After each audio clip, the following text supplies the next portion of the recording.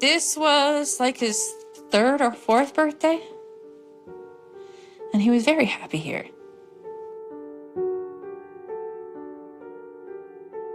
If I was always stressed out, he'd come hug me and tell me he loves me and things like that.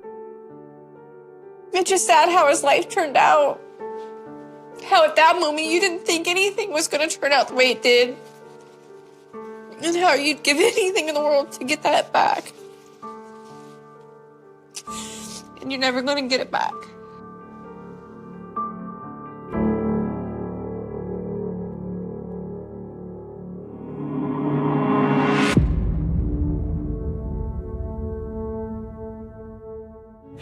Deputies say this Pasco County man is in jail for purposely running over a 75-year-old veteran, the sheriff calling him pure evil.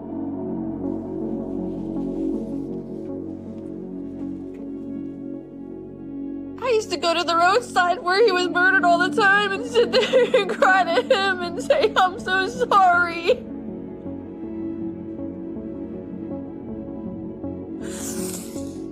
Many, many nights I've sat on that roadside, wishing it was me.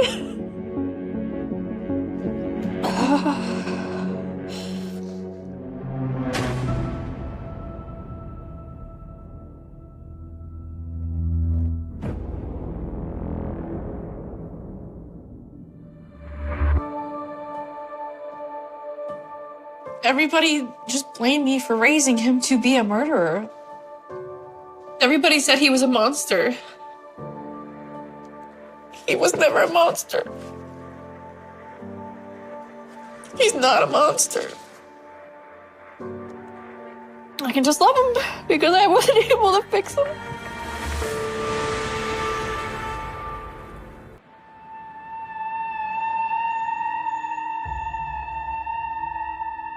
When I'm alone, I think about this. I get very, very sad. I think about the could've, would've, should've's. But I don't know what I could have done different. I don't know how I could have stopped him. If I knew, I would have stopped him, found a way to stop him.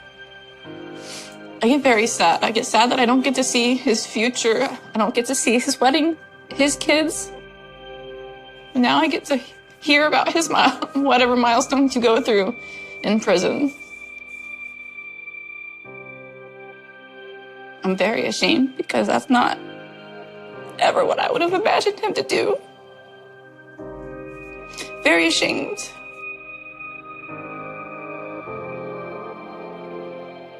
I feel like I still don't know a lot about what happened. That's kind of something I'm trying to learn.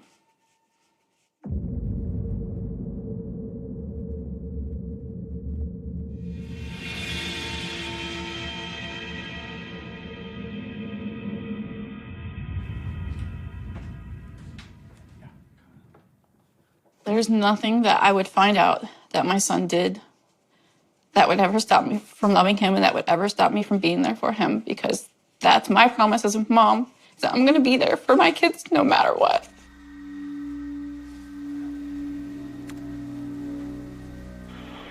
What is the address of the emergency?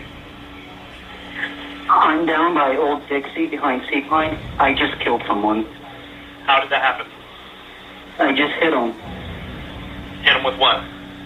My car. Was he walking down the road and you just accidentally hit him? No, I intentionally hit him. You intentionally hit him?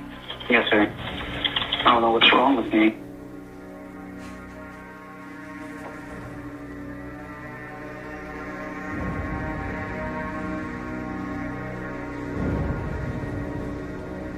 He sounded strangely calm. I don't know why he sounds so calm. I didn't know he'd sounded like that.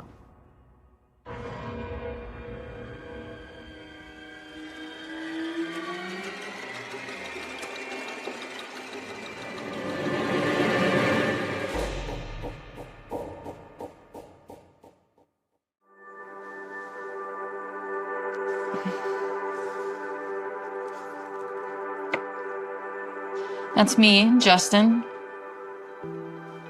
I was still only 19 then, so yeah, I was very young. What do you remember about that day? How blessed, how happy I was. I felt like my world was complete.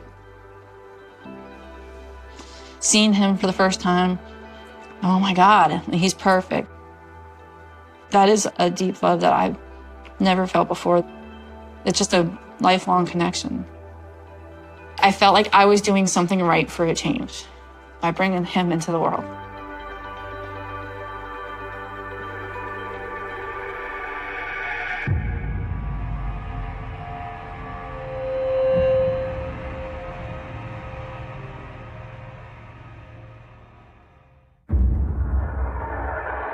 I knew like things were off with him. I'd hate to say around the time he started school. He started what we called him night terrors. He would wander the house at night. Sometimes you could hear him walking around. One night, we were in bed, sound asleep. I'd wake up with him right in my face. We didn't know he was in there. He'd just be sitting there staring at us, which is terrifying. And I'd try to talk to him, and he wouldn't say anything. I had to wake my husband up because I was scared. You know, I didn't know what he was thinking or what he was doing. That's like, you see that in horror videos. It was scary, very scary. But then after a minute, he like just would snap out of it and like, I'm okay, yeah, I'm awake. And he'd talk to me and then go back to bed. But it was so creepy. It was so crazy to me.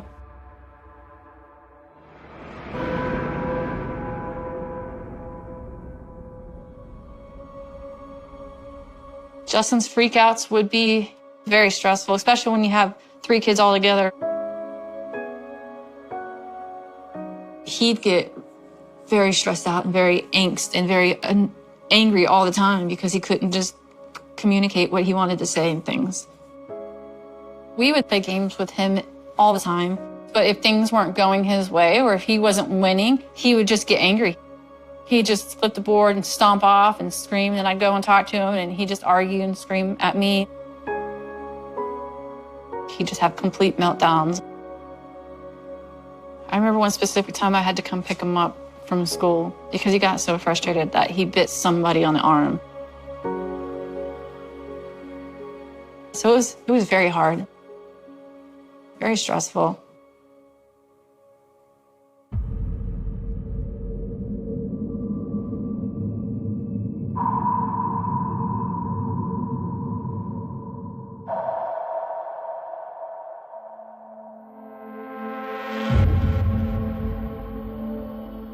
It was real early in the morning, and I was just like ripping him apart.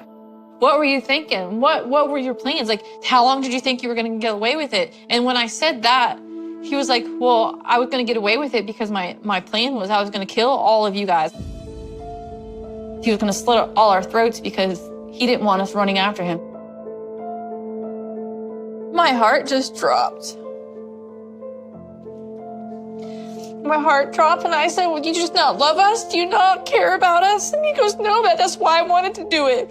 I wanted to kill you guys so that you wouldn't hurt. If I just killed you all, then no one would have to feel anything anymore. I felt scared, I felt anger, I felt hurt. He felt hurt, so then I felt even more hurt because he was hurt. And I told him that it would have caused so much pain for so many other people. And I needed you to understand that. I need you to see it like that. He says, yeah, I know, I see that and I understand that now, but I didn't care at the time. A big part of me just wanted to put it back in my head. I didn't want to see him that way. I didn't want no one to see him that way. That's what I would tell myself. He was never going to do that. He said it, but he didn't mean it. It was just, it's Justin. He would never do that. Yeah, we're going to have to notify if it's being looks to be a pedestrian struck by the vehicle around the corner here. Almost 24 hours after a driver hit and killed a pedestrian, deputies are now calling the case a homicide. The suspect, his name is Justin Pinnell, 21-year-old male. And he absolutely admits to our deputies and our detectives that he had the intention to kill somebody. This is one of those things that when you talk to society how evil things are, this man is absolutely evil. It's almost for him pleasurable.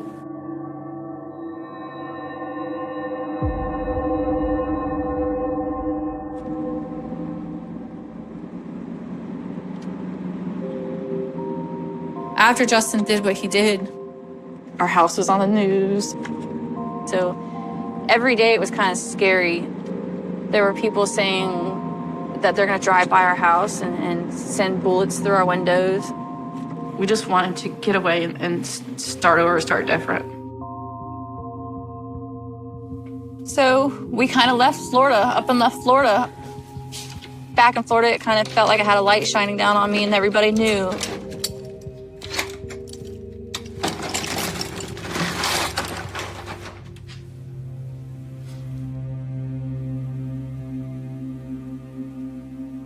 The TV is his. There's a dresser over there.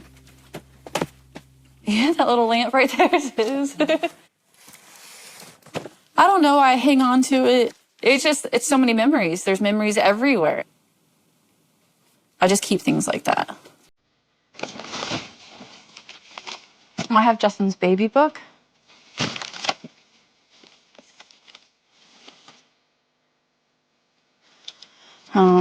His ultrasound pictures, his little fingers, a little head, face, his bracelet that he wore at the hospital. What I looked like then. Pictures of him, more pictures, like his first holidays, his Halloween, his Christmas. Growing up, it was just us against the world, no matter what. He was my person, I was his person. And there's, things I wrote to him. Up here it says, Justin, always remember, no matter what, Mommy will always be there for you. She may not like some of the things you're gonna do, but I'll always stand behind you 100%. He had a trunk full of clothes and stuff like that, and I'll go through his clothes and hug him and be sad because just like I lost him. I don't have him here no more. And I won't get rid of his stuff, probably because I'll never even see it again or even use it again, but that's just all I have left of him. It still smells like him. It still feels like him sometimes, and I won't get rid of his stuff, ever.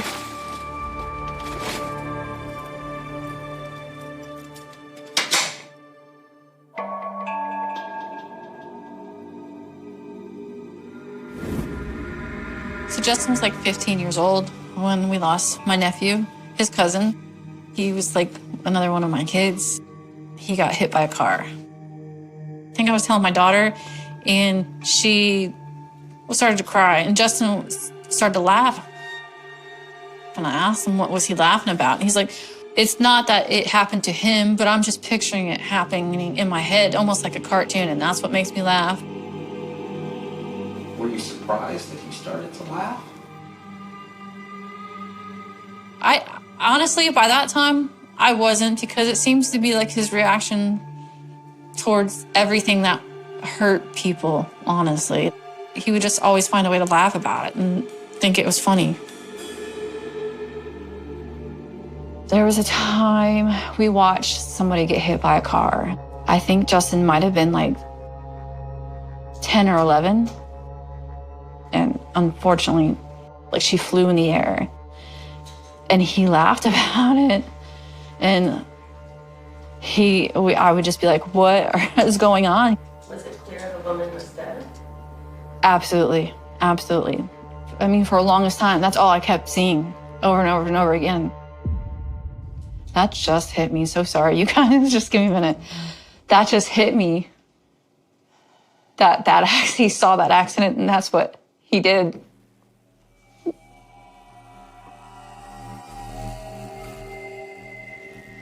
It's like you don't think all the little moments that you go through in life could possibly, lead up to maybe the things that he did or went through himself, and I don't know.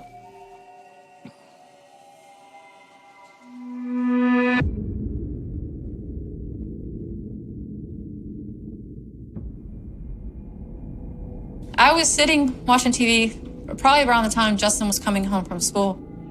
I think it was like a show I was watching about kids killing animals and things like that. And I was like, I have never seen or heard of you doing anything like that, Justin. So you're good. You know, you're on the, you know, and it was like a lighthearted, you know, thing. And then he told me the story about the duck.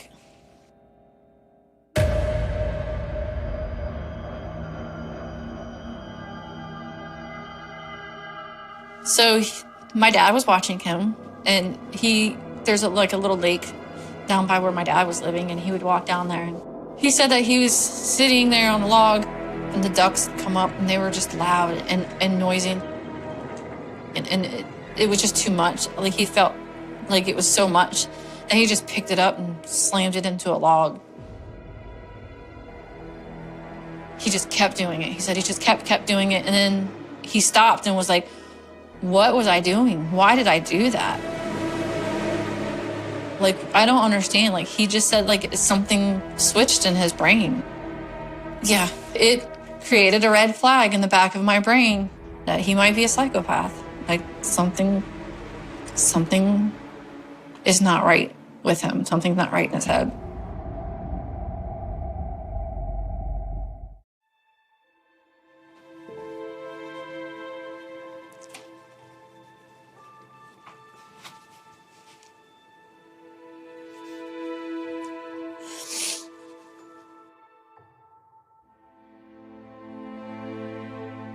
I need Justin to call me every day because I need to feel that comfort. I need to hear his voice. I need to know he's okay. Every day I told him to call around a certain time of day so that my husband would think he wasn't calling every day because it would cause fights. My husband, he doesn't think it needs to be done every day. He doesn't like that I spend any money to talk to him. It's very hard. It's very hard to try and get my husband to understand why I can't just shut that door on him. Why I can't just, okay, this is what you did. Here you go. And just like close that chapter. It's very hard to explain that to my husband when he doesn't know how a maternal bond is or the feeling of, you know, of being a mom. But we have many, many talks, as much as many we've had arguments, and we've come a long, long ways. And he, you know, he is more understanding of it because I've been very vocal with him about it. Because I don't want to lose my husband, and I don't want to lose my son. I feel like the last 5 years has just been me having to explain why I feel the way I feel all the time with everybody.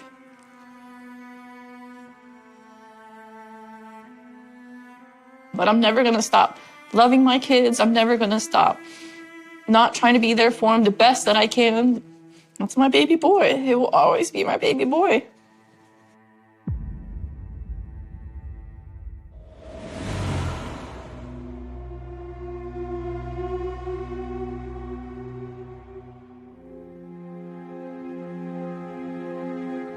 I would make it a point to talk to him almost every other day, check in with him, how you feeling? Like, but tell me how you're really feeling deep down and things like that. He would tell me, I haven't been able to sleep in days because I keep hearing these voices. And I'm like, voices like how? What do you mean? Well, they're just telling me to do things. They're telling me to hurt others. And recently they've been more telling me to hurt you. It's scaring me and I don't know what to think and I don't know how to feel about it, but I feel like I could do it. I feel like I could follow through with it. I told him I was scared, and to be honest, I'm here, Justin, I'm gonna be open and honest with you. Now I'm scared. I'm scared of you.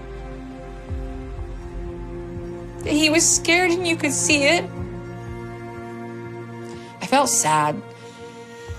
I felt sad for him because he didn't know what he was feeling.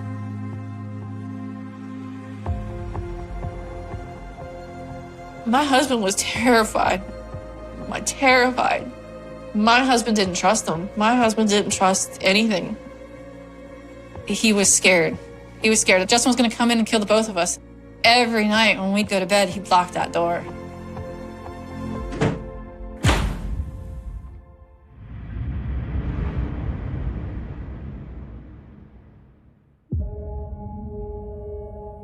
It's scary because you got to go in and face these doctors that have never seen you a day in their life.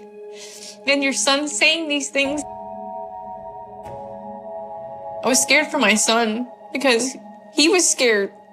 I've never seen him so scared. So they put him on medication to help him sleep because he wasn't sleeping.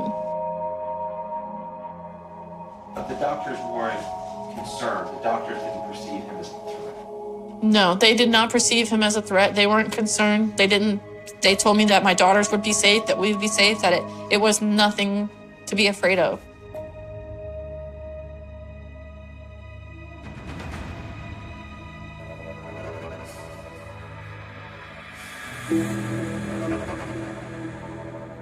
This is Justin in his JROTC uniform. He made Cadet of the Month that year. They had to wear a uniform every Tuesday or Thursday. It seems like he lived for that kind of structure, yeah. He was hoping to go into the military, and he was meeting with recruiters. My husband said, I think that you really want to do it because it's basically giving you a license to kill. And Justin told him, well, when you put it that way, yeah, maybe that is a thought somewhere in my head where it has come across as a thought. And Justin said, I don't see why there would be anything wrong with it. I mean, if they're giving me a license basically and a gun to do it, I would do no problem, you know, if that's what they needed me to do.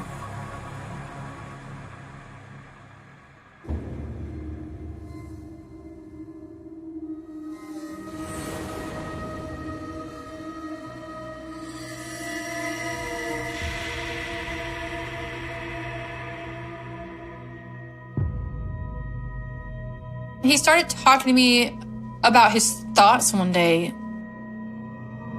I was sitting at home and he'd come in and I'd just ask him how his day was, and he would tell me how he had a thought of one day he would sneak into somebody's house and kill the whole family.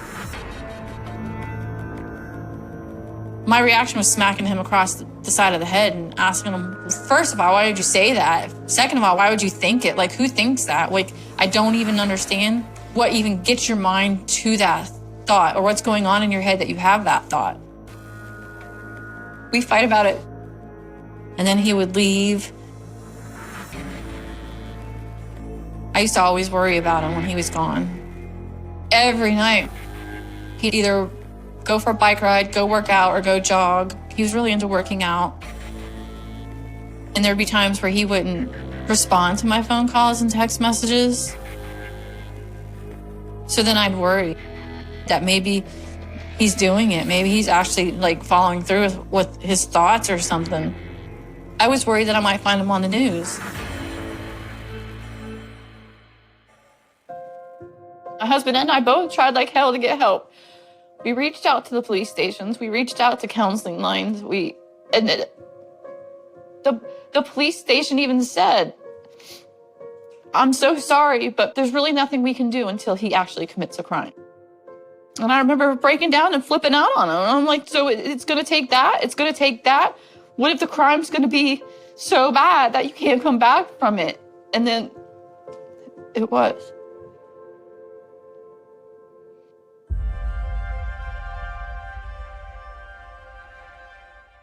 Reports show Pennell called 911 not to call for help, but because he had hit an electric pole and couldn't go anywhere. Detectives say that's when he admitted to dispatch that he purposely ran over a man and could see the terror in the pedestrian's eyes. The news on, there's been some kind of accident, and said that they found a body on the side of the road. I think my daughter was the one that found a picture of my son's car and sent it to me. And we drove to the road, and before we could even get very far on the road at the entrance, there was, police everywhere that were stopping people. Then I ran up to the cop and I was like, hey, I think that's my son's car. I think, something's going on with my son. I need to know what's going on. And they asked me who my son was, and I told them. And they're like, well, just wait right here. A detective came up and told me they weren't exactly clear of the details yet or what was going on, but they believe my son hit and killed somebody, and they believe he hit and killed him on purpose. I don't know how to describe it. I couldn't make sense of my thoughts. I couldn't make sense of anything. Just one horrible dream. It's a nightmare. None of this is true, and I didn't want to wake up from it.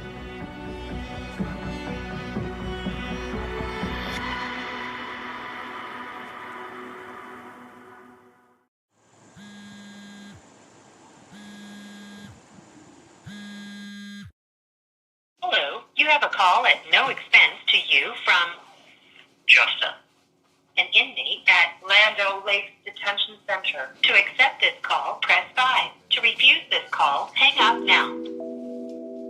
Hi, Bobby. Hey, Mom. How you doing? Good, how are you? I'm doing good. I just wanted to let you know I'm here with everybody now, and we are being filmed now, and you're okay with that, correct? Yeah. She told me about how you guys wanted to interview her, and then you talked about showing her some of the videos and stuff. So is there anything that you're worried about her seeing?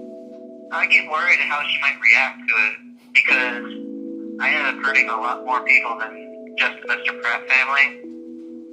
And I do feel guilty about that at times, and I don't know how she might perceive that. There's no justification or excuse.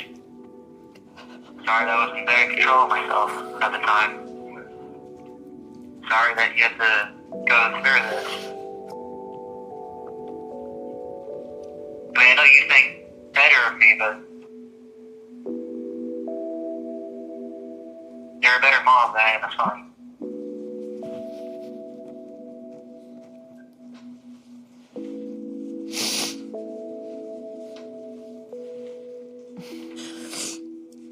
I love you, Justin. I love you too, Mom. I miss you. I see you, Mom.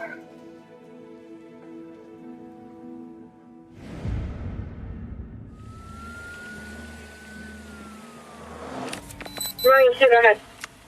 I'm on scene. There's no one 1012 with the vehicle. I got. He's gonna be walking up to you. He's coming out of the woods. Marine 2, I got him. 1012, 1012.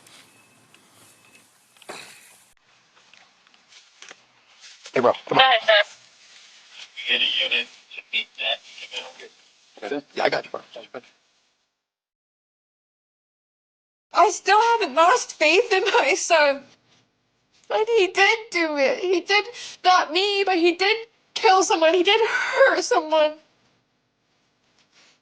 And I still have not lost that faith in him, and I can't explain it. I just deep down inside feel that that wasn't him. That's not him. That's not the Justin I know. That's not him.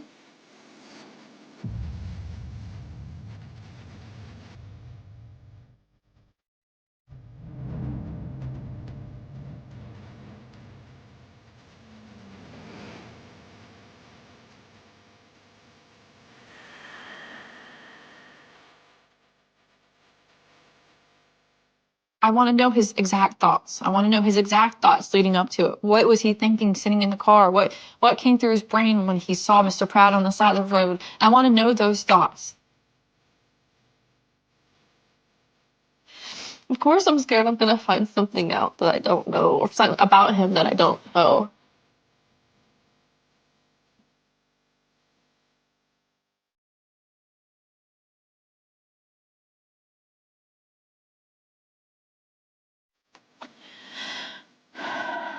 Were you en route to somewhere specific today? No, sir. I won't say I'm hearing voices. It just kept sounding like I should kill someone. I should kill someone. Maybe it might make me feel better. Maybe it might make me happier.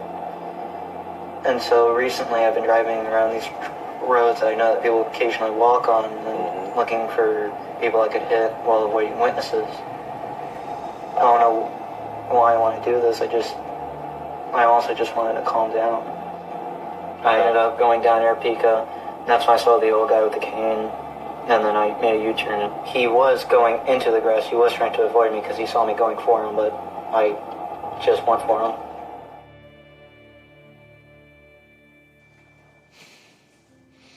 All I've got for you is what the That's pretty painful to hear, yeah? Yeah, yep.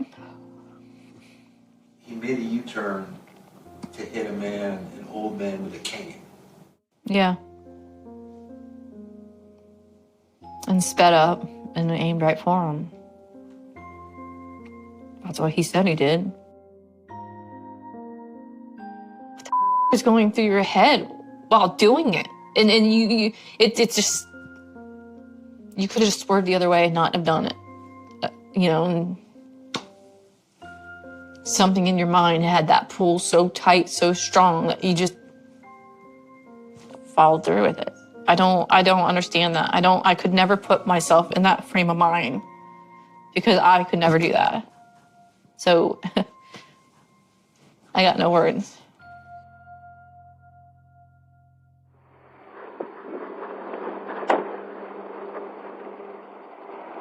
Guy calling said he hit him on purpose. Hear that? Oh, did he? Yeah. All right, well, let's get a sheet. Did he? All right, we'll mark it off. Did you hear him say anything?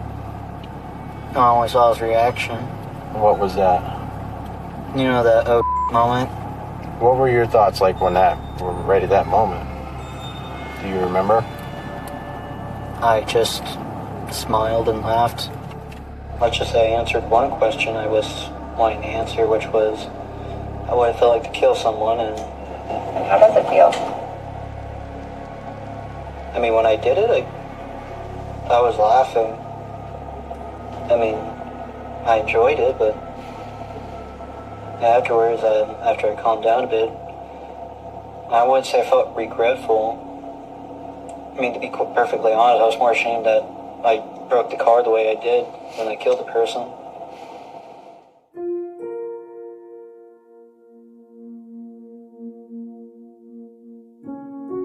I don't know. I really can't think right now. My mind is just freaking.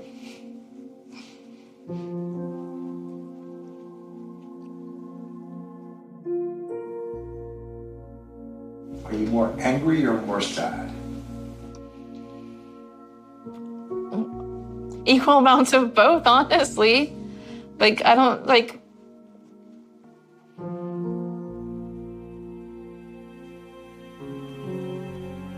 I don't know, this is where I feel like my brain is just trying to shut down to process it. And I'm trying to be open and honest, but I don't have it right now because I still have to process it. Because the mom in me still is feeling the hurt he's feeling. Like, he's not sounding like he hurts. He's not, you know, probably showing like he hurts, but I feel like he's hurting. It's just the mama bear in me that's always gonna want to fight for him no matter what. Because I can fix him. I can fix him and I can make him better somehow, some way. I can fix him and make him better. Can you though? No. I can just love him because I wasn't able to fix him.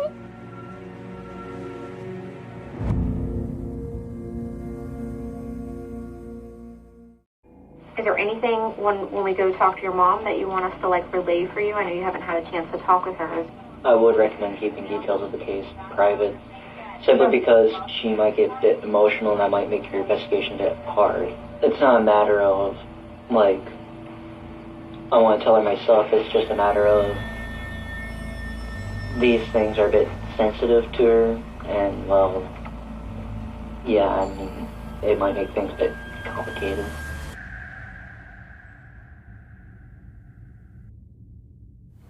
Whenever you're ready. You had mentioned that you had thoughts of doing this. You wanted to do this. Is this the only way you imagined doing it, or had you imagined doing it in other methods? Like some other way? I mean, I'm really fond with knives. I was thinking about slicing people up and cutting them open, dissecting them essentially. Yeah. But you've never done that before? No.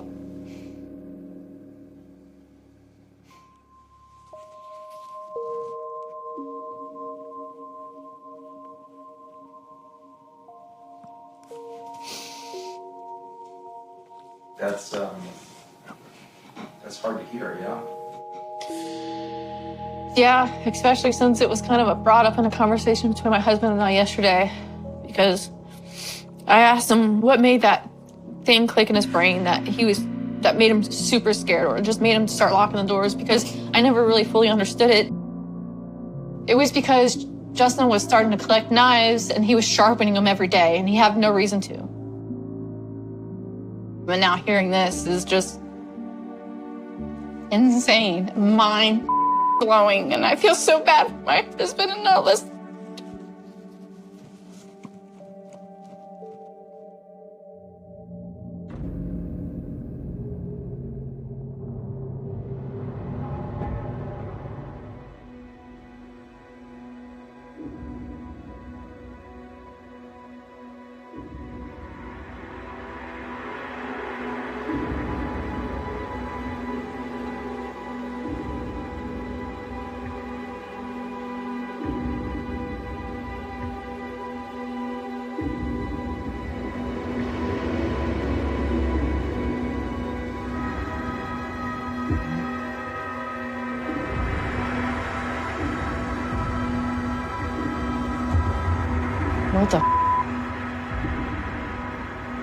What the hell? It literally looks like a murder kit.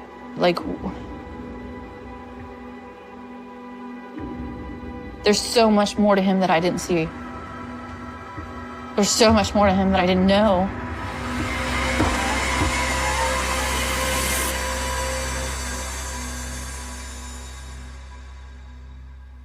How does that happen? Like,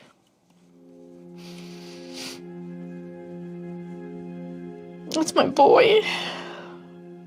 That was my life.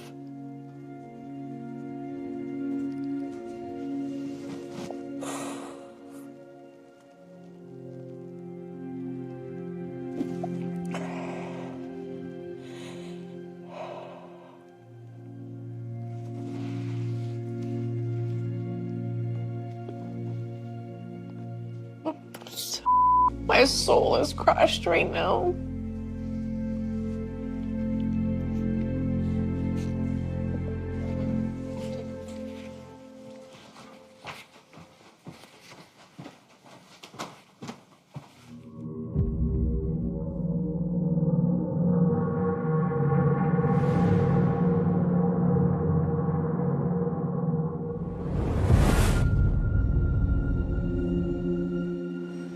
You talked to Justin last night. What was your conversation like? What'd you say to him?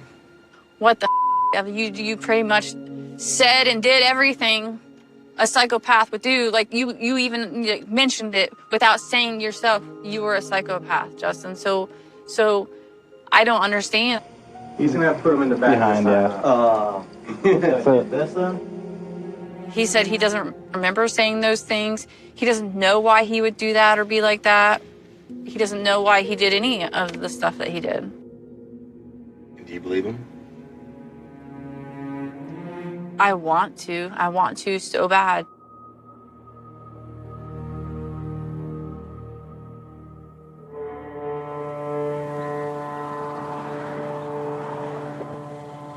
Doing this show was like ripping a Band-Aid off a wound and just like giving it some oxygen. And I do believe it is helping, and it is going to help further on down the road. I needed it, and I do feel different. I do feel like I can breathe differently. Like, there's not so much of a weight. Knowing that I somehow raised a murderer is petrifying. I know it's not the hardest, but I know it's one of the hardest things a parent would ever have to do or go through or feel and think. And I'm still trying to process my thoughts and feelings right now.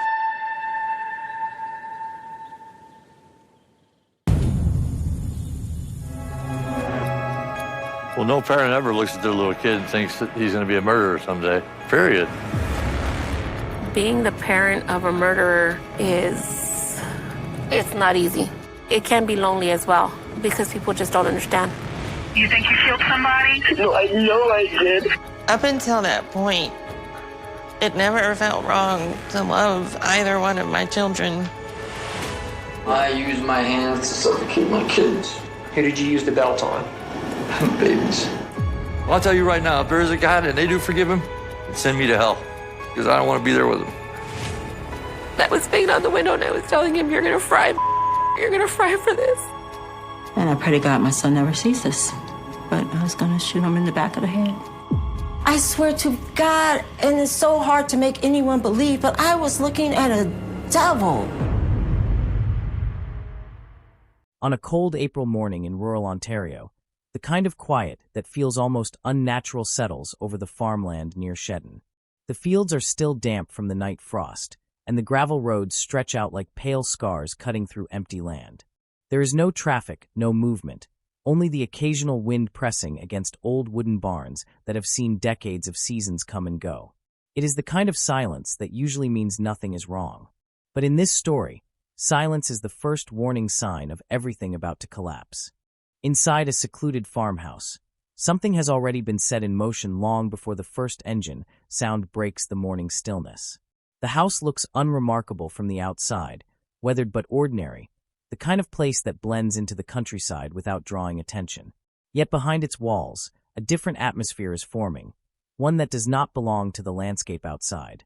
It is heavier, tighter, charged with an unspoken tension that only those inside can feel, even if they cannot fully explain why. The men who are arriving that day are not strangers to violence, nor to secrecy. They are members and associates of a motorcycle club that exists in the shadows of organized crime culture, where loyalty is spoken of like a sacred law, but suspicion is always close behind it. Each of them has been summoned here under the same promise: a meeting to resolve internal disputes, to settle tensions that have been building within the Ontario chapter. In their world, meetings like this are not unusual. They are supposed to be moments of correction, negotiation, restoration of order.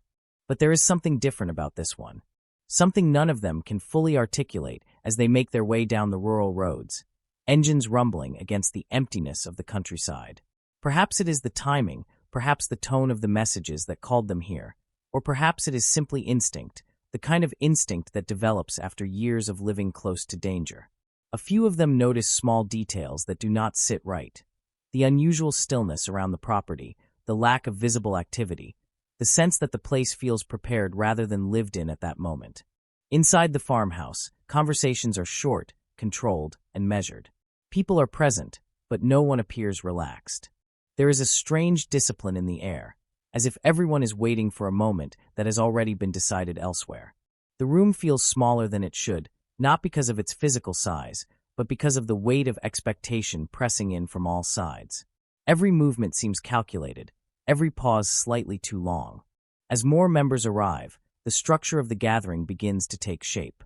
It is not a casual meeting, not a social gathering, not even the kind of internal discussion that often takes place in groups like this. It feels staged, but not in a way that is immediately recognizable.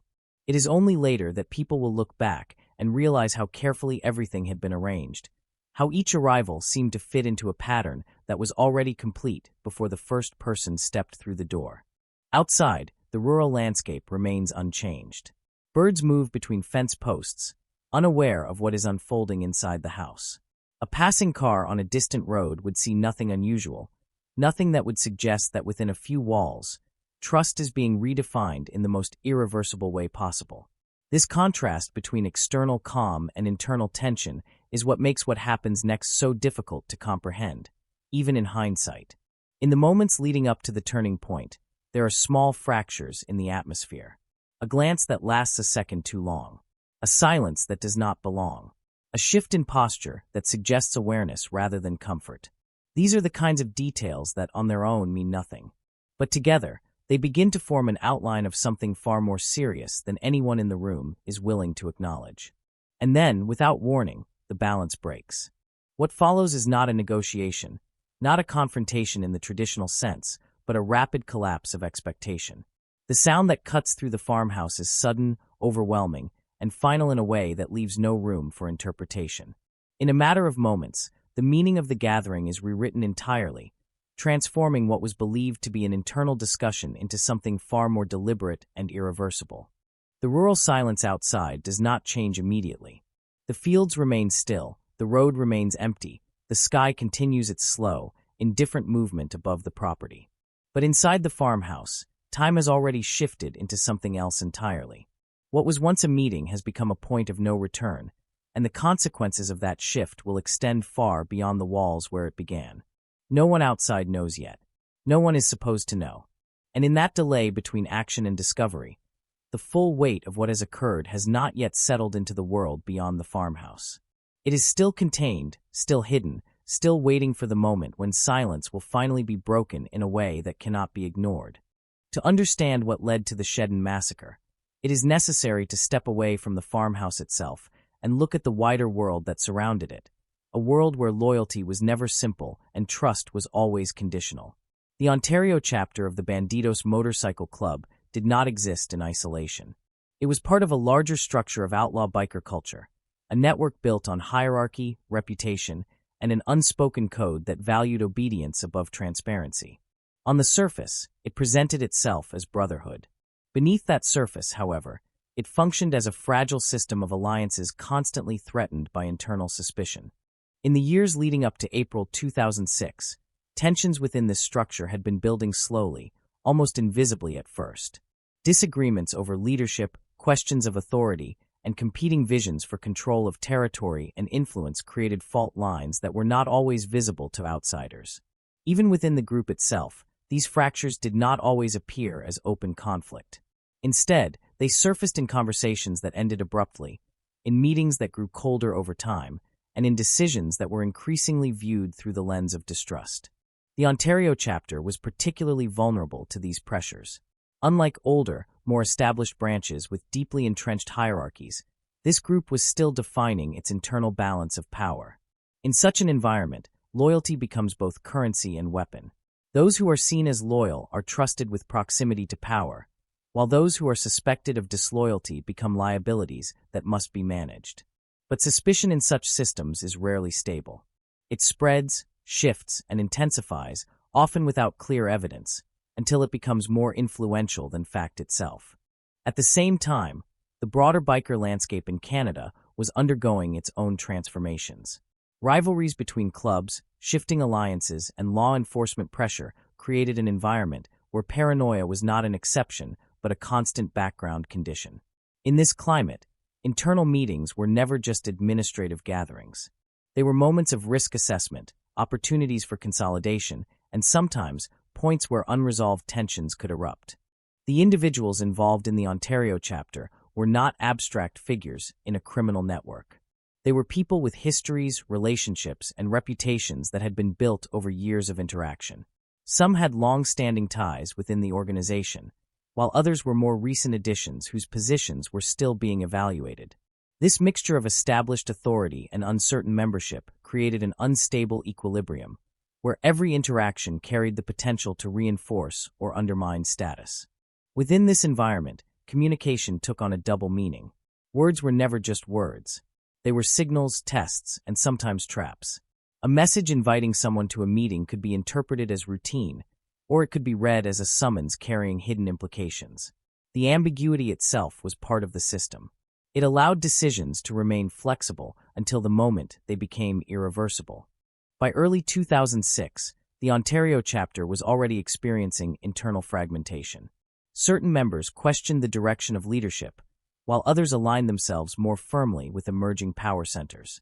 These divisions were not always publicly acknowledged, but they shaped every decision, every gathering, and every interaction. Trust became increasingly conditional, and the idea of unity began to erode under the weight of competing interests. It was within this context that the meeting in Shedden was organized. On the surface, it appeared to be a resolution effort, a structured attempt to address internal disputes before they escalated further. Meetings of this kind were not unusual in biker organizations. They were part of the internal governance system, a way to manage conflict without immediate external exposure. But the effectiveness of such systems depends entirely on the sincerity of participation, and in environments where suspicion is already deeply rooted, sincerity itself becomes difficult to verify. As the date approached, those involved prepared in different ways, each influenced by their own perception of what the meeting represented. Some approached it as a necessary step towards stabilizing the group. Others viewed it with caution, aware that internal politics had become increasingly unpredictable. A few may have sensed that something was fundamentally off, though that sense never fully crystallized into certainty. In such environments, uncertainty is often tolerated longer than it should be, because acknowledging it too early carries its own risks. The rural location chosen for the gathering added another layer of complexity. Removed from urban visibility, surrounded by open land and distance, the farmhouse near Shedden offered both privacy and isolation. In organized criminal contexts, such locations are often preferred for internal matters precisely because they reduce the likelihood of outside interference. But isolation also removes external witnesses, external checks, and external interruptions. What happens in such spaces is contained entirely within them, for better or worse. As the system of relationships within the group continued to strain under accumulated tension, the meeting became more than just a scheduled event. It became a convergence point for unresolved conflicts, unspoken suspicions, and competing interpretations of loyalty. Each participant arrived carrying not only their role in the organization, but also their perception of where others stood within it. And so, when the farmhouse doors eventually closed behind the last arrivals, what was inside was not simply a group of men gathered for discussion. It was a network of fractured trust, compressed into a single space, waiting for a resolution that, unknown to most of them, had already moved beyond negotiation. In a case like the Shedden massacre, the word victim carries a weight that extends beyond the moment of death, because each of the 8 men who walked toward that farmhouse carried with them a personal history that existed far outside the structure of violence that would eventually consume them. Before they became part of a single headline, they were individuals embedded in families, friendships, and long-standing connections within a subculture that defined much of their identity. Understanding them is not about simplifying their lives into roles within a criminal organization, but about recognizing how those roles intersected with human lives that were far more complex than the system they were part of. Each man arrived at that meeting with a different expectation of what the day would bring. Some likely believed they were walking into a discussion about leadership and internal disputes, a familiar process in their world where hierarchy was constantly negotiated through tension and compromise. Others may have approached the situation with caution, aware that the internal dynamics of the group had become increasingly unstable. But none of them appear to have fully anticipated the finality of what was waiting inside that rural farmhouse. What makes their story particularly haunting is not only the suddenness of what occurred, but the sense that they were still operating within a framework of trust, however fragile that trust had become. Even in environments shaped by illegality and violence, there are still rules, expectations, and boundaries that participants believe will be respected. Meetings are supposed to end in decisions, not disappearance. Disputes are supposed to result in outcomes, not erasure. The violation of those expectations is part of what gives this case its lasting psychological impact. In the hours leading up to the meeting, life for these men did not appear fundamentally different from any other day within their world. There were messages exchanged, preparations made, and movements coordinated in ways that suggested routine rather than rupture. This normalcy is important because it highlights how easily ordinary patterns can continue even when something catastrophic is already in motion. There is no visible break in the rhythm of their lives that would have clearly signaled what was about to happen. Some of the men had long-standing involvement in the biker community, shaped by years of loyalty, conflict, and negotiation within that environment. Others were more peripheral figures, connected through association rather than central leadership. This mix of positions within the group created a spectrum of expectations and vulnerabilities. In hierarchical systems like this, proximity to power often creates both protection and exposure at the same time. The closer one is to internal decision-making, the more one becomes entangled in its consequences. Outside of their roles within the organization, these individuals also existed within ordinary social structures. They had families who understood them in ways that were separate from their affiliations, friends who knew different versions of them, and personal histories that extended far beyond any single identity.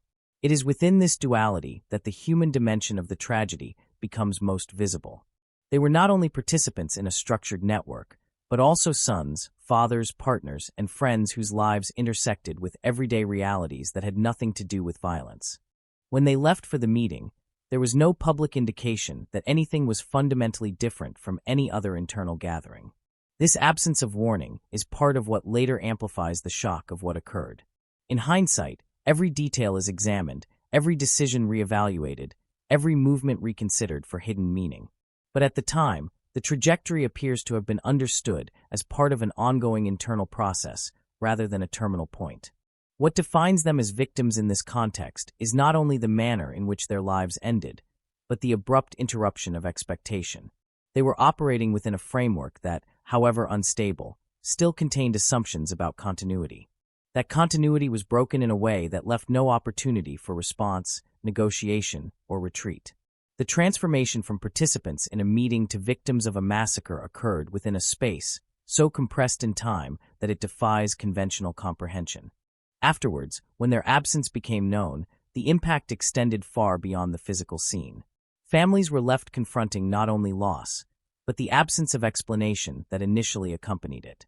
Communities connected to them were forced to reconstruct meaning from fragments of information that arrived slowly and unevenly. In cases like this, grief is complicated by uncertainty, because understanding what happened becomes part of the emotional burden itself. In remembering them, it becomes essential to separate identity from outcome. The Shedden massacre defines the endpoint of their stories, but it does not define the entirety of who they were. Their lives existed long before that farmhouse, shaped by choices, relationships, and experiences that had nothing to do with the final moments they were forced into.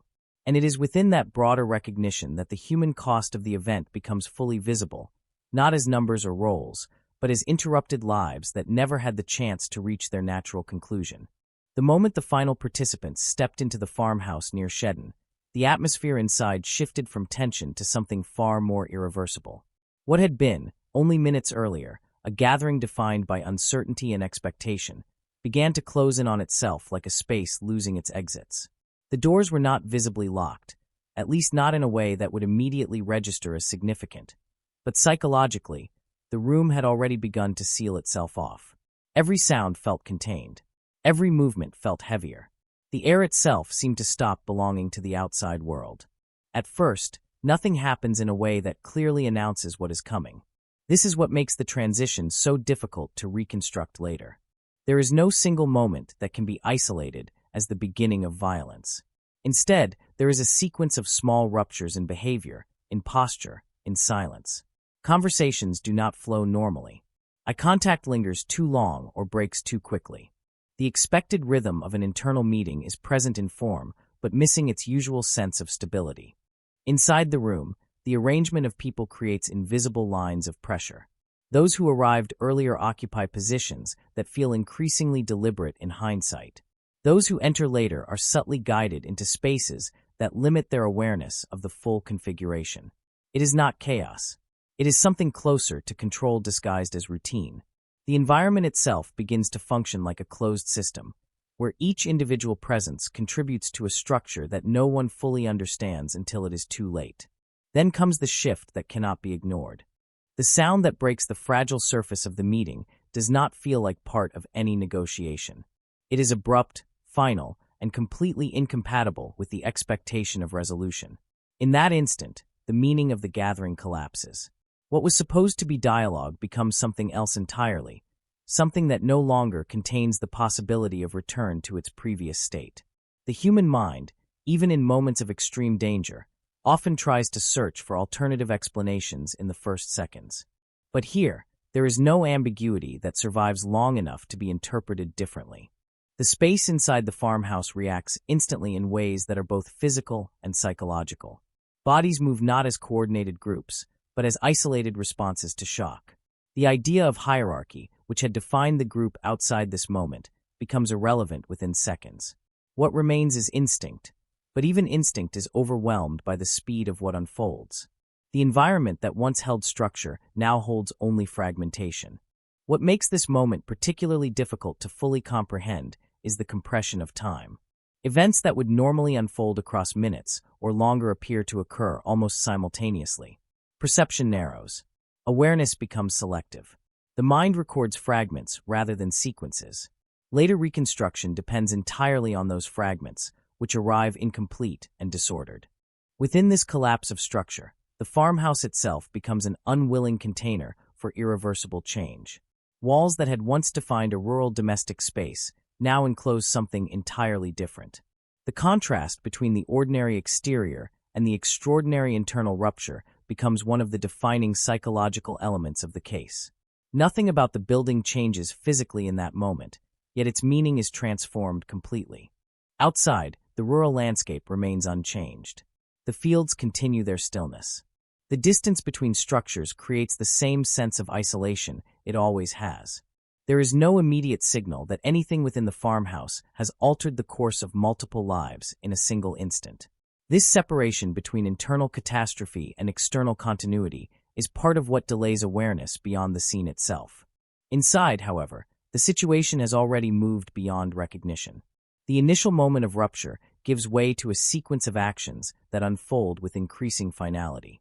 Communication, in any normal sense, is no longer possible. What remains is motion without negotiation, consequence without reversal. The meeting, as it was understood only moments earlier, no longer exists in any functional form. When the sequence finally ends, what is left behind is not immediately processed as an event with meaning. It is instead a scene that resists comprehension, even for those who will later analyze it in detail. The transition from expectation to collapse has been so rapid that the mind struggles to assign narrative structure to what occurred.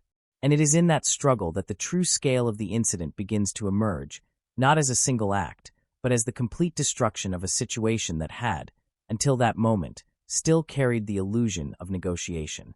The first call to authorities does not immediately reveal the full gravity of what has occurred near Shedden. In cases like this, information rarely arrives in a clear, structured form. It comes instead as fragments, hesitation, and uncertainty. What is reported at first is not a massacre, not a coordinated act of internal execution, but the absence of expected communication and the suspicion that something inside the rural property has gone wrong. Even the language used in those early moments reflects uncertainty, as if those making the call are still trying to decide whether what they fear is real or imagined. When officers are dispatched toward the farmhouse, the drive itself becomes part of the transition from normal enforcement routine into something far less familiar. The roads leading into rural Ontario do not offer visual clues of what is waiting ahead. Fields stretch outward without interruption, fences mark long boundaries, and isolated structures appear and disappear in the distance. Nothing about the environment prepares them for what they are about to encounter. It is only when they arrive that the difference between expectation and reality becomes impossible to ignore. At the property, the first observation is deceptively ordinary. There is no immediate external sign of a large-scale violent incident. The farmhouse stands in place as it did before, unchanged in its physical appearance.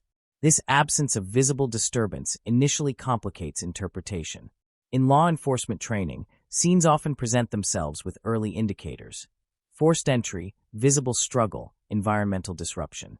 Here, those indicators are either absent or not immediately visible from outside the structure. As officers move closer and begin assessing the perimeter, the lack of external evidence does not provide reassurance. Instead, it creates a different kind of tension, the kind that arises when expectation and observation do not align. The silence around the property feels heavier than normal rural quiet. There is a difference between emptiness and absence, and in this moment, the difference becomes significant even if it cannot yet be fully explained. When entry is eventually made, the interior of the farmhouse begins to reveal itself in layers rather than all at once. The first impression is disorganization, objects placed or left in a way that disrupts normal spatial understanding. But as the investigation team moves further inside, the nature of that disorganization begins to take on a different meaning. It is not simply clutter or disorder. It is something that feels as if it has been created in response to urgency, movement, and rapid change within a confined space. The deeper they go into the property, the more the environment shifts from ordinary residential space into something that resists immediate categorization. Rooms that should feel familiar instead feel staged in a way that does not align with domestic life. The sense of normal habitation is replaced by a feeling that the space has been altered in a short period of time, as if multiple events have overlapped within it. Then comes the discovery that transforms the entire scene. What is initially obscured beneath layers of clothing and displaced items is not immediately recognized for what it is. The process of uncovering it is slow, careful, and shaped by uncertainty. Only gradually does the realization form that what lies beneath is not an object or discarded material, but a human body. At that moment, the investigative purpose of the entry changes completely. The scene is no longer a welfare check or a suspicious situation. It is now a confirmed death investigation. As more of the space is examined, the scale of what has occurred begins to emerge in fragments. One body becomes multiple. One location becomes several points of discovery within the same structure. The realization builds gradually, each confirmation adding weight to the understanding that this is not an isolated incident, but a coordinated and deliberate act involving multiple individuals. The condition of the scene presents immediate challenges for interpretation. The arrangement of objects, the displacement of materials, and the attempt to conceal or alter visibility all contribute to a complex environment that requires careful reconstruction. Nothing is presented in a straightforward manner. Every detail must be interpreted in relation to others, and every observation raises additional questions rather than providing immediate answers. Outside the farmhouse, additional officers begin to secure the perimeter as the internal discovery escalates. The rural environment remains unchanged, but its relationship to the property has fundamentally shifted. What was once an isolated structure in a quiet area is now the center of a large-scale criminal investigation. The contrast between external calm and internal severity becomes more pronounced as information is communicated outward. One of the earliest and most pressing concerns is the identity of those who are missing from the immediate scene. It quickly becomes clear that not all individuals expected to be present at the meeting are accounted for in a way that aligns with normal outcomes. This absence raises urgent questions about movement, timing, and what may have occurred in the moments immediately following the initial rupture inside the farmhouse. Investigators begin to reconstruct the timeline not from a single narrative, but from scattered indicators. The positioning of objects, the condition of the interior, and the lack of conventional signs of escape or struggle beyond the immediate structure. Each detail becomes part of a larger attempt to understand not only what happened, but how quickly it unfolded and how systematically it may have been carried out. At this stage, certainty is still limited. What exists instead is a growing recognition that the event inside the farmhouse was not spontaneous chaos, but something that requires deeper analysis to fully comprehend. The discovery has shifted the investigation from suspicion to confirmation, but it has also opened a much larger set of questions that cannot yet be answered. In the hours and days following the discovery at the farmhouse near Shedden, the investigation enters a phase defined less by immediate answers and more by fragmentation. The scene has already established the severity of what occurred, but understanding responsibility requires moving beyond the physical location and into the unstable network of relationships that led there. In cases involving organized criminal groups, the first instinct of investigators is not only to examine evidence, but to map influence, loyalty, and internal fractures that may explain how a gathering could transform into a coordinated act of violence. The initial list of individuals connected to the meeting quickly becomes both the starting point and the first complication. In environments like this, identities are layered. People are known not only by their legal names, but also by their roles, reputations, and positions within an internal hierarchy that does not always align with formal structure. This makes early interviews difficult because no single account can be treated as neutral. Every statement is shaped by allegiance, fear, or self-preservation, even when it appears straightforward on the surface. Investigators begin by attempting to reconstruct the purpose of the meeting itself. On paper, and in the accounts initially provided, it is described as an internal resolution gathering. But as interviews expand outward, inconsistencies begin to appear in how different individuals interpret its intent. Some describe it as routine organizational maintenance. Others suggest there were underlying tensions that had not been openly addressed. A few hint at deeper divisions within the group, though these hints are often indirect, framed carefully to avoid implicating themselves too directly. As the investigation progresses, attention turns to the internal structure of the Ontario chapter and its relationship to the broader Bandidos network. Organizational charts are reconstructed, but they do not fully capture the fluid reality of influence within the group. Authority in such systems is not always formalized. It is often negotiated through reputation, proximity to key figures, and perceived loyalty. This creates a situation where power can shift without official recognition, making it difficult for outsiders to identify clear decision-making lines. One of the central challenges for investigators is separating perception from fact. In the aftermath of the incident, narratives begin to form rapidly, both within law enforcement and among those connected to the individuals involved. Some accounts emphasize internal betrayal, suggesting that the event was the result of an orchestrated purge within the organization. Others focus on the possibility of pre-existing conflict escalating beyond control. Each narrative contains elements that may reflect reality, but none can be accepted without careful corroboration. Interviews with associates of the group produce a mixture of cooperation and resistance. Some individuals are willing to speak, but their testimony is often cautious, shaped by concern for personal safety or legal exposure. Others provide limited information, offering only fragments that must be carefully interpreted and cross-referenced. In this environment, silence itself becomes a form of communication, often as informative as spoken words. As more data is gathered, investigators begin to identify patterns in how relationships within the group had been evolving prior to the meeting. There are indications of internal tension that had not yet reached public visibility, including disagreements over leadership direction and concerns about trust among members. These tensions, while not unusual in such organizations, appear to have been intensifying in the period leading up to April 2006. At the same time, forensic analysis of the farmhouse scene continues to produce critical information. The arrangement of evidence suggests a level of control over movement within the space that does not align with spontaneous escalation. The positioning of individuals, the sequence of events inferred from physical evidence, and the absence of indicators consistent with defensive struggle in multiple locations all contribute to a growing hypothesis that the incident unfolded in a highly coordinated manner. This interpretation, however, introduces further complexity into the investigation. Coordination implies planning, and planning raises questions about who had knowledge of intent prior to the meeting. This shifts the focus from general group dynamics to specific individuals whose actions before, during, and after the event require closer scrutiny. But identifying those individuals is not straightforward, because the same structures that define loyalty also obscure accountability. Investigators also face the challenge of separating organizational mythology from operational reality. Within biker culture, narratives of loyalty, betrayal, and internal justice are often shaped by symbolic language that does not always correspond to verifiable events. This makes it difficult to determine whether statements reflect actual occurrences or constructed interpretations designed to protect reputations or influence perception. As the investigation deepens, certain individuals emerge as focal points of interest based on their proximity to decision-making processes within the group. However, proximity alone does not establish responsibility. It only establishes relevance.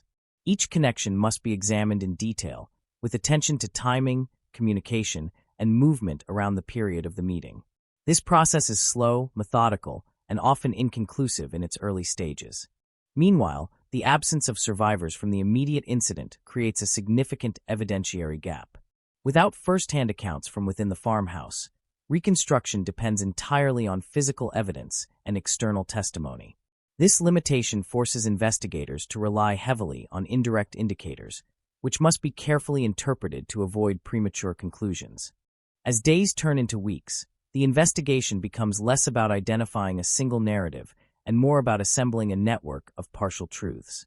Each new piece of information clarifies one aspect of the event while simultaneously complicating another.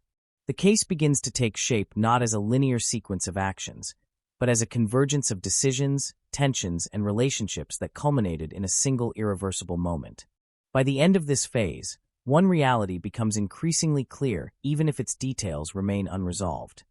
The Shedden massacre was not an isolated act disconnected from context, but the endpoint of a system under internal strain. Understanding how that system functioned, and how it ultimately failed, becomes the central challenge that will guide the investigation forward. As the investigation moves beyond its earliest phase, what begins to emerge is not a single decisive clue, but a convergence of smaller, increasingly difficult to ignore inconsistencies. In cases involving organized groups, breakthroughs rarely arrive as dramatic revelations. They tend to form gradually, through the accumulation of detail that eventually becomes too structured to dismiss as coincidence. The Shedden case follows this pattern, where the turning point is not marked by a moment of discovery alone, but by the realization that the internal narrative being constructed by the group does not align with the physical and behavioral evidence collected from multiple sources. One of the earliest shifts occurs when investigators begin to closely examine communication patterns leading up to the meeting. The timing, tone, and structure of messages associated with the gathering reveal subtle deviations from what would typically be expected in a routine internal discussion. There is a controlled precision in how information was distributed, a lack of open negotiation, and a narrowing of participants that gradually becomes more apparent when mapped against normal organizational behavior. These patterns, when viewed in isolation, might not appear decisive. But when layered together, they begin to suggest intent rather than improvisation. At the same time, forensic reconstruction of the farmhouse timeline provides another critical dimension. By analyzing the sequence of events inferred from physical evidence, investigators begin to identify a structure that does not match the spontaneous breakdown of an argument or uncontrolled escalation. Instead, the arrangement of outcomes inside the property suggests a sequence that is contained, directed, and executed within a compressed time frame. This does not yet explain motive or authorship, but it significantly narrows the range of plausible interpretations. As these two investigative streams begin to intersect, communication analysis and forensic reconstruction reinforce each other in unexpected ways. What appears in one dataset as a behavioral anomaly becomes in another a structural consistency. This convergence is what begins to shift the case from uncertainty toward direction. It is not a single piece of evidence that transforms the investigation, but the alignment of multiple independent observations pointing toward a similar conclusion. Parallel to this development, investigators intensify their efforts to understand the internal hierarchy of the Ontario chapter in greater detail. Interviews that previously seemed fragmented begin to reveal overlapping references to specific individuals who occupied central positions within decision-making processes. These references are often indirect, embedded in anecdotal accounts or cautious statements, but they form a pattern that cannot be easily ignored. When mapped together, they begin to outline a network of influence that appears to extend beyond formal titles or recognized roles. This mapping process is critical because it allows investigators to move from general suspicion to focused analysis. In organized groups, responsibility is rarely distributed evenly. Instead, it tends to cluster around individuals who either initiate decisions or facilitate their execution. Identifying these clusters requires careful separation of perception from action, which is often complicated by the protective instincts of those being interviewed.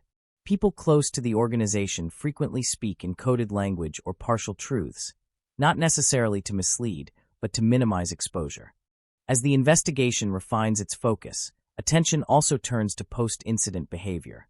In many cases, what happens after an event can be as revealing as what occurred during it. Movements, communications, and attempts to manage information flow become critical indicators of awareness and involvement. In the Shedden case, investigators identify actions that suggest coordination beyond the immediate time frame of the farmhouse event. These actions, when placed alongside earlier evidence, begin to form a broader picture of premeditation and containment. Another important development arises from inconsistencies in initial explanations provided within the broader network. Statements that once appeared plausible begin to show contradictions when compared across different sources. Small details regarding timing, presence, and sequence do not align consistently, and these discrepancies accumulate over time. While none of them individually establish definitive proof, collectively they erode the stability of alternative narratives that had initially been considered. This erosion is what ultimately creates the conditions for a breakthrough. It is not that a single truth suddenly becomes visible, but that competing explanations begin to fail under sustained scrutiny. As gaps widen between claims and evidence, investigators are left with fewer viable interpretations of what occurred inside the farmhouse and how it was orchestrated. At this stage, attention narrows toward the possibility that the meeting itself was not what it appeared to be on the surface. Rather than functioning as a neutral forum for dispute resolution, it begins to appear increasingly as a controlled environment in which outcomes were predetermined. This interpretation, however, must still be tested against legal standards of proof, requiring corroboration through independent and verifiable sources. The breakthrough, when it finally begins to take shape, is therefore not a sudden revelation, but a structural shift in understanding. It is the moment when scattered evidence, behavioral inconsistencies, and forensic reconstruction begin to align in a way that reduces ambiguity and increases interpretive certainty. In investigative terms, it marks the transition from hypothesis building to evidentiary consolidation. Yet even as this shift occurs, investigators remain cautious. Experience in similar cases has shown that early convergence can sometimes be misleading if not rigorously tested. As a result, every emerging conclusion is subjected to repeated verification, ensuring that the structure being built is resilient enough to withstand legal scrutiny. This discipline slows the pace of resolution, but it is essential in ensuring that the eventual outcome is grounded in evidence rather than inference. By the end of this phase, the case is no longer defined by uncertainty about whether the incident was intentional, but by increasingly specific questions about how it was organized and who occupied which roles within it. The focus has shifted from possibility to structure, and in that shift lies the true breakthrough: the transformation of a chaotic scene into a reconstructible sequence of decisions. By the time the case reaches the courtroom, the Shedden massacre is no longer an investigation defined by uncertainty, but a reconstructed narrative built from years of evidence, testimony, and forensic interpretation. Yet even with that structure in place, the courtroom itself becomes a different kind of battlefield, one where truth is no longer assembled in silence through analysis, but contested openly through language, persuasion, and interpretation. Every detail that had been carefully gathered during the investigation is now subjected to a different pressure: the pressure of legal standards, defense strategy, and the unpredictability of human perception under oath. The courtroom is not simply a place where facts are presented. It is a space where facts are tested against competing narratives, and where even the most carefully established conclusions must be defended against reinterpretation. In this case, the prosecution's challenge is not only to demonstrate what happened inside the farmhouse, but to establish intent, coordination, and responsibility in a way that satisfies the legal threshold for conviction. The defense, on the other hand, seeks to fracture that certainty, to introduce doubt where investigators had worked to eliminate it. From the beginning, the structure of the prosecution's argument is built around convergence. Multiple independent strands of evidence are presented in sequence, each reinforcing the others. Communication patterns leading up to the meeting are introduced to show structure rather than spontaneity. Forensic reconstruction of the farmhouse scene is used to demonstrate controlled progression rather than chaos. Behavioral evidence collected after the event is used to suggest awareness and participation beyond passive presence. Each element alone may not be decisive, but together they form a cohesive framework that points toward deliberate orchestration. Witness testimony plays a critical role in shaping how this framework is perceived. Individuals connected to the organization are called to describe internal dynamics, relationships, and the atmosphere leading up to the meeting. Their accounts vary in detail and certainty, but when placed side by side, they begin to form a pattern that aligns with the prosecution's reconstruction. However, the defense carefully works to highlight inconsistencies, emphasizing differences in memory, perception, and interpretation. In doing so, they attempt to reintroduce fragmentation into what has been presented as a coherent sequence. The defense strategy does not rely on denying that violence occurred. Instead, it focuses on challenging the interpretation of intent and structure. They argue that the environment within the group was unstable, that tensions were high, and that what occurred inside the farmhouse may have been the result of rapid escalation rather than premeditated coordination. This framing is designed to shift the jury's perception from calculated action to chaotic breakdown, a distinction that carries significant legal implications. As the trial progresses, forensic evidence becomes a central point of contention. The prosecution presents detailed reconstruction of spatial relationships, timing, and sequence, emphasizing how the physical evidence suggests a controlled environment rather than spontaneous disorder. The defense, however, questions the interpretation of that same evidence, suggesting alternative explanations for positioning and sequence. This creates a dynamic in which the same facts are not disputed, but their meaning is actively contested. What makes this phase particularly complex is the psychological dimension of interpretation. Jurors are not only asked to evaluate evidence, but to reconstruct an event they cannot directly observe, based entirely on secondhand information. The prosecution's task is therefore not only evidentiary, but narrative. They must guide perception in a way that makes the conclusion feel not only logical, but inevitable. Every piece of evidence is presented not in isolation, but as part of a continuous chain that leads toward a single conclusion. At the same time, the emotional weight of the case cannot be separated from its legal structure. The absence of the victims in the courtroom is felt in a way that shapes the atmosphere of proceedings. Their presence exists only through testimony, photographs, and reconstructed timelines.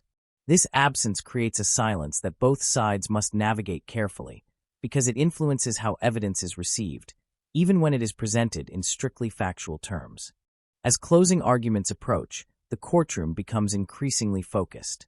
The prosecution returns to the central theme of convergence, emphasizing that the strength of the case lies not in any single piece of evidence, but in the alignment of all pieces toward a consistent explanation. They argue that randomness cannot account for the structured nature of the events, and that the level of coordination implied by the evidence exceeds what could reasonably be attributed to spontaneous conflict. The defense, in turn, urges caution, reminding the jury that certainty must be measured against the possibility of alternative interpretation. They emphasize the importance of avoiding conclusions that extend beyond what can be definitively proven, framing doubt not as absence of understanding, but as a necessary safeguard within the legal system. When the jury finally retires to deliberate, the courtroom does not immediately shift into closure. Instead, it enters a state of suspended interpretation.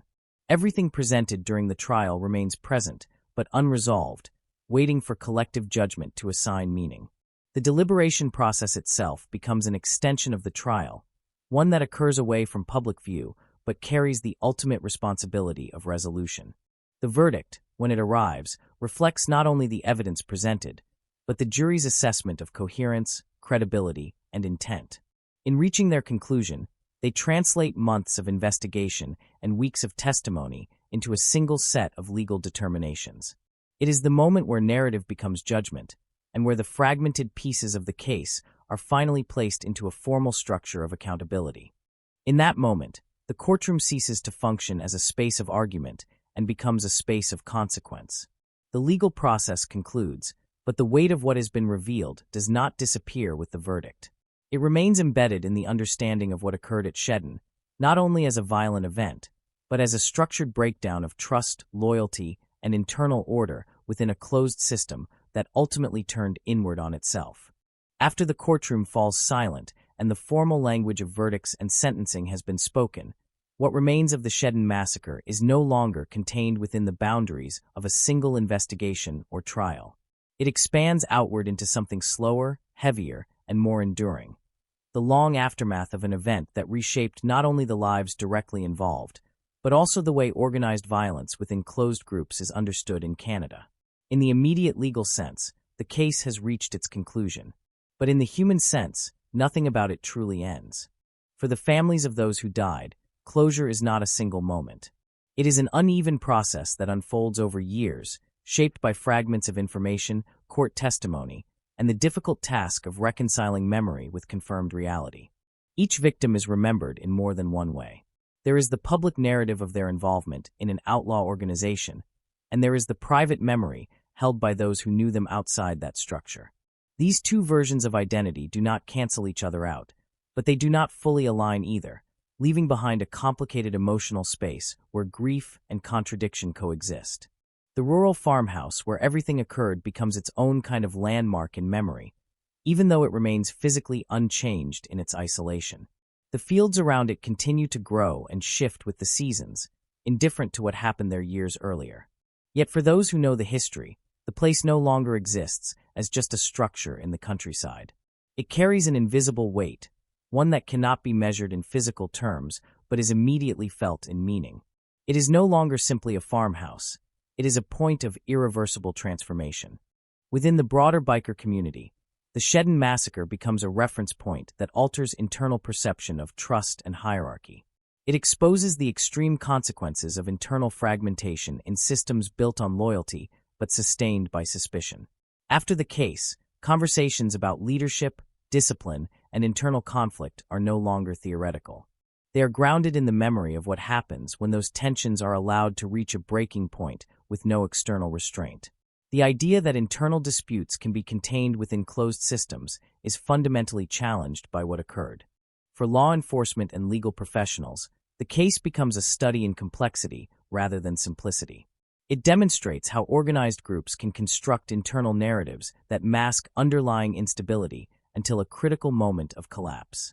It also highlights the importance of reconstructing communication, behavior, and spatial evidence together, rather than treating them as separate categories. The Shedden investigation becomes part of a larger framework used to understand how group dynamics can escalate into coordinated violence without external warning signs.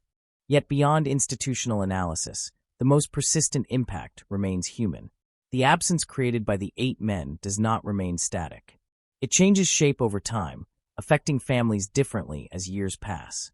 Children grow older with incomplete memories of those they lost. Parents continue to reconstruct meaning from what they were told in courtrooms and reports. Friends carry versions of the individuals that exist outside the final moment of their lives, resisting the reduction of identity to a single event. One of the most difficult aspects of the aftermath is the way time interacts with understanding. As years pass, the details of the case become more widely known, but knowledge does not always translate into emotional resolution. People can understand what happened and still struggle with the fact that it happened at all. The gap between explanation and acceptance remains open, even long after the legal system has finished its work. The Shedden massacre also leaves behind a broader reflection on the nature of systems built on loyalty enforced through fear and hierarchy. It reveals how internal structures that appear stable can contain within them the conditions for sudden and total collapse. When trust becomes conditional and communication becomes coded, the distance between order and rupture narrows significantly. What happened in Shedden is not only the story of one meeting, but the consequence of a system that reached its breaking point internally. In remembering the case, there is an unavoidable tension between understanding and meaning. To understand the sequence of events is to recognize how the structure unfolded. But to assign meaning to it is to confront uncomfortable questions about human behavior, group identity, and the limits of control within closed systems. The case resists simple interpretation because it exists at the intersection of planning and breakdown, loyalty and betrayal, structure and collapse. Ultimately, what remains is not only the memory of violence, but the reminder of how quickly environments built on fragile trust can transform when that trust is withdrawn or redirected. The farmhouse near Shedden becomes more than a location in a criminal case file. It becomes a symbol of how internal worlds can close in on themselves, how private systems can reach irreversible outcomes without external visibility until it is too late. And long after the legal proceedings end, long after the evidence has been cataloged and the verdicts recorded, the silence that followed that day in April continues to echo in a different form. Not as absence of sound, but as the lingering presence of everything that was changed in a single moment, in a single place, under the weight of decisions that could no longer be reversed once set into motion. There is one final layer to the Shedden massacre that does not appear in court transcripts, forensic reports, or even the carefully reconstructed timelines of investigators. It exists in the space after explanation, where facts have already been established, but meaning is still being processed by those left behind. This is the layer where a case stops being only about what happened and begins to reflect what it reveals about the systems, relationships, and human decisions that allowed it to happen at all. When people look back at Shedden, the instinct is often to search for a single cause, a single turning point, a moment where everything could have been prevented if only something had gone differently. But the reality of the case resists that kind of simplification. There is no single hinge on which the entire sequence turns. Instead, there is a gradual narrowing of trust, a tightening of internal suspicion, and a slow transformation of relationships that once appeared functional into something far more unstable. By the time the final meeting was arranged, many of the conditions that made the outcome possible were already in place. What makes this case particularly unsettling is how ordinary many of those conditions appear when viewed individually. Internal disputes, leadership tensions, shifting alliances, concerns about loyalty. None of these elements are unusual in closed organizations with strict hierarchies. What distinguishes Shedden is not the presence of conflict, but the way that conflict was contained, delayed, and ultimately resolved outside any transparent or accountable structure. The absence of external intervention allowed internal pressures to build without release until they reached a point of irreversible collapse. Another aspect that continues to resonate is the contrast between appearance and reality. From the outside, the individuals involved could be interpreted through simplified categories. Members of an outlaw motorcycle club, participants in organized criminal activity, figures operating within a subculture defined by its own rules. But those categories do not fully capture the complexity of their interactions or the shifting nature of their internal relationships. Within the group, roles were not static. Loyalty was not absolute. Trust was not permanent. Everything existed in a state of negotiation, even when that negotiation was unspoken. The Shedden Massacre forces a confrontation with the limits of visibility in investigative work. Even with extensive evidence, detailed forensic reconstruction, and multiple testimonies, there remains a boundary beyond which certainty becomes interpretive rather than absolute. Investigators can establish sequence, probability, and structure, but the internal experience of those involved in the final moments can never be fully recovered. That gap is not a failure of investigation. It is a structural limit of all attempts to reconstruct human events after the fact. At the same time, the case also highlights the power of reconstruction itself.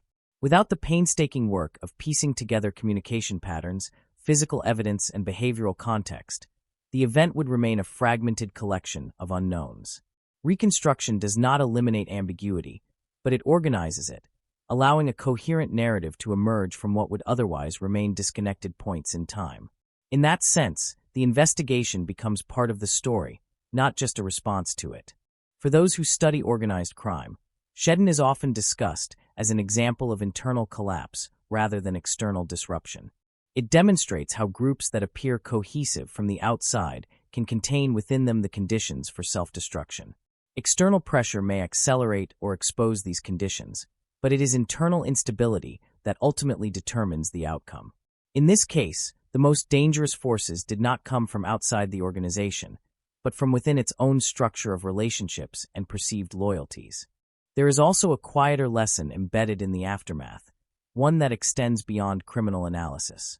It is the recognition that systems built on secrecy and internal enforcement of order carry inherent risks that are difficult to contain.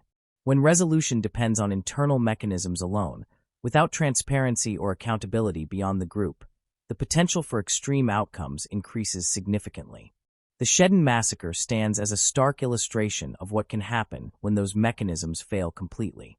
In the end, what remains is not just a record of violence, but a reflection on how fragile human systems can become when trust erodes faster than it can be repaired. The farmhouse, the meeting, the sequence of events, all of it becomes part of a larger narrative about control, perception, and the limits of internal governance in environments defined by secrecy. And perhaps the most enduring aspect of the Shedden Massacre is not the moment it happened, but the echo it leaves behind. A reminder that some of the most devastating outcomes are not sudden ruptures from stability, but the final expression of instability that has been building quietly for a long time, until there is no longer any space left for it to go except toward collapse. If there is one lesson that the Shedden Massacre forces us to confront, it is that violence inside closed systems rarely begins at the moment it becomes visible. By the time it is recognized by the outside world, it has already gone through multiple invisible stages of normalization, justification, and internal acceptance. What happened in that farmhouse was not an isolated rupture disconnected from context, but the endpoint of a long process in which relationships, hierarchies, and perceptions of loyalty were gradually reshaped until collapse became possible. In examining cases like this, investigators and observers often return to the idea of predictability. Could it have been foreseen? Were there warning signs that were missed? But this framing, while understandable, risks simplifying a much more complex reality. Warning signs in such environments are rarely clear or universally recognized. They are distributed unevenly across individuals, interpreted differently depending on position within the group, and often dismissed because acknowledging them fully would require challenging the stability of the system itself. Within the Ontario chapter of the Bandidos, as in many similar structures, stability was not maintained through transparency, but through controlled ambiguity. Information flowed selectively. Decisions were often framed in ways that allowed multiple interpretations. This ambiguity created flexibility, but it also created vulnerability. When trust is conditional and communication is indirect, uncertainty becomes a permanent state rather than an exception. Over time, that uncertainty accumulates, shaping behavior in ways that are not always immediately visible from the outside. One of the most important insights that emerges from the Shedden investigation is the way internal narratives can diverge from external reality. Within the group, individuals may have believed they were acting to preserve order, enforce discipline, or resolve conflict. From an external perspective, those same actions are interpreted through the lens of criminal responsibility and organized violence. Neither perspective fully cancels the other, but the distance between them is where much of the complexity of the case resides. The investigation also demonstrates how group identity can intensify decision-making under pressure. When individuals strongly identify with a collective structure, personal judgment can become secondary to perceived organizational necessity. Actions that might otherwise be unthinkable in isolation can become rationalized when framed as serving the stability or survival of the group. This does not explain the events in a simplistic way, but it helps clarify how internal justification processes can develop within closed systems. Another recurring theme is the role of perception in shaping outcomes. Much of what occurred in the lead-up to the Shedden massacre was influenced not only by what was actually happening, but by what individuals believed was happening. Perception, once formed, tends to guide interpretation of subsequent events, often reinforcing itself through selective attention. In environments already marked by suspicion, this dynamic becomes particularly powerful, as ambiguous signals are more likely to be interpreted as confirmation of existing fears. The aftermath of the case also raises questions about how justice is understood in situations where multiple layers of responsibility and interpretation exist. Legal systems are designed to determine accountability based on evidence and standards of proof, but they operate within a broader social context where meaning is not limited to legal outcomes. For families, communities, and observers, justice is often measured not only in verdicts, but in the degree to which an event can be understood, contextualized, and emotionally processed. In the Shedden case, the legal resolution provided structure, but it did not eliminate complexity. The verdicts defined responsibility within the framework of law, yet the broader questions about how and why the events unfolded continue to exist in a space that law alone cannot fully address. This is not a limitation of the legal system, but a reflection of the difference between legal determination and human understanding. As time passes, cases like Shedden begin to transition from immediate investigations into historical reference points. They are studied, referenced, and analyzed not only for what they reveal about a specific event, but for what they reveal about patterns of behavior in similar environments. In this sense, the case becomes part of a larger body of knowledge about organizational fragility, internal conflict, and the dynamics of closed systems under pressure. Yet even as analytical frameworks are applied, the human dimension remains central. Behind every structural interpretation are individuals whose lives were altered permanently, both those who were directly involved and those connected to them through family and relationship. The persistence of that impact is what prevents the case from becoming purely theoretical. It remains grounded in lived experience, memory, and loss. Ultimately, the Shedden massacre stands as a reminder that the most significant breakdowns are often not sudden deviations from stability, but the final stage of processes that have been developing quietly over time. When internal mechanisms of trust, communication, and conflict resolution fail or become distorted, the system does not simply correct itself. It moves toward outcomes shaped by the very tensions it could no longer contain. And long after the investigation has ended and the legal process has concluded, what remains is not only the record of what happened, but the enduring question of how fragile any closed system becomes when its internal bonds are tested beyond their capacity to hold. When a case like Shedden is revisited years after its conclusion, it no longer exists only as a sequence of investigative steps or courtroom arguments. It becomes something more layered, something that sits between documented fact and collective memory. The physical evidence remains archived, the legal decisions remain final, but the interpretation of what those facts mean continues to evolve as new generations encounter the case without having experienced its immediacy. Time does not weaken the facts, but it does change the way they are understood. One of the most striking aspects of long-term reflection on the Shedden massacre is how the event gradually shifts from being seen purely as an act of organized violence to being understood as a structural failure within a closed system. The emphasis moves away from the moment of execution and toward the conditions that made such a coordinated collapse possible. This shift in perspective does not diminish the severity of what occurred, but it expands the scope of analysis to include organizational psychology, group dynamics, and the internal logic of loyalty-based systems. In many ways, the case becomes a study in boundaries. Not only the physical boundaries of the farmhouse where the event occurred, but also the psychological boundaries that separate trust from suspicion, order from instability, and authority from control. Within the Bandidos Ontario chapter, these boundaries were not fixed. They were constantly negotiated, reinterpreted, and tested. Over time, that fluidity created an environment where certainty was difficult to maintain and where decisions could shift rapidly depending on internal perception. Another important dimension that emerges in retrospective analysis is the role of silence. Silence in this context does not simply mean absence of communication, but the selective withholding of information within a system that depends on partial visibility. In such environments, silence can function as protection, strategy, or constraint. It can preserve stability in the short term while simultaneously allowing underlying tensions to accumulate. In the Shedden case, silence operated at multiple levels, both before and after the critical event, shaping how information was shared, interpreted, and ultimately reconstructed. The investigation itself, when viewed in hindsight, also becomes part of the narrative structure. The methods used to reconstruct the event, the reliance on communication analysis, forensic mapping, and behavioral inference, all reflect the limits and strengths of modern investigative practice. Each technique contributed to building a coherent explanation, but none of them could fully capture the subjective internal experience of those involved. This gap between external reconstruction and internal reality remains one of the defining characteristics of complex criminal investigations. As the case continues to be studied, it is often referenced in discussions about organizational vulnerability.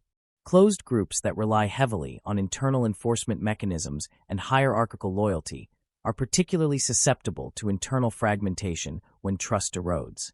Once suspicion becomes embedded in the system, it can begin to influence decision-making in ways that are difficult to reverse.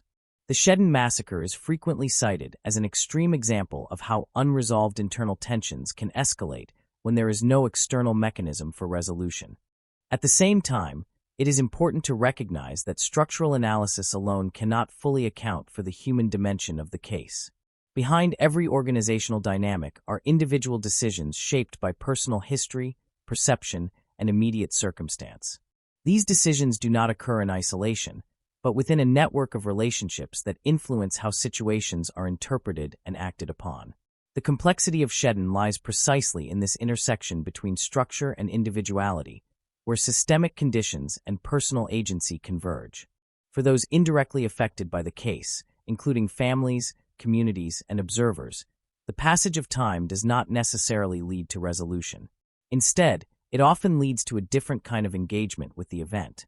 Initial shock may fade, but questions about meaning, causality, and preventability persist. Over time, the emotional intensity may shift, but the underlying need to understand remains. In the broader context of criminal history, Shedden occupies a particular position because it challenges simple categorizations. It is neither a spontaneous act of violence nor a purely strategic operation in the conventional sense. It exists in a space where internal dynamics, organizational identity, and momentary decisions intersected in a way that produced irreversible consequences. This complexity is part of why the case continues to be referenced in discussions about group behavior and internal conflict. Ultimately, the final layer of understanding that emerges from Shedden is not about identifying a single explanation, but about recognizing the multiplicity of factors that converge in moments of collapse. Systems do not fail for one reason alone. They fail when multiple pressures align, when internal mechanisms of regulation become ineffective, and when the capacity to manage conflict is overtaken by the dynamics of suspicion and control. And even after all analysis is complete, what remains is a reminder that some events cannot be fully contained within the moment they occur.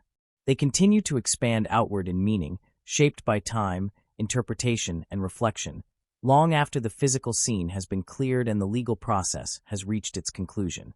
In the final layer of reflection on the Shedden massacre, What becomes most apparent is not only the severity of the event itself, but the way it forces a reassessment of how internal systems of power and loyalty are understood.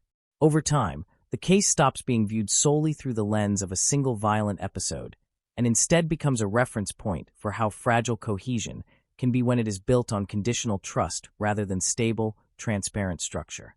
The event becomes less about a moment of violence and more about the long accumulation of internal pressure that preceded it. Within closed organizations like the one at the center of Shedden, loyalty is often treated as both currency and identity. It defines membership, determines rank, and shapes expectations of behavior. But loyalty in such environments is rarely absolute. It is constantly tested, measured, and interpreted through actions that may carry different meanings depending on perspective.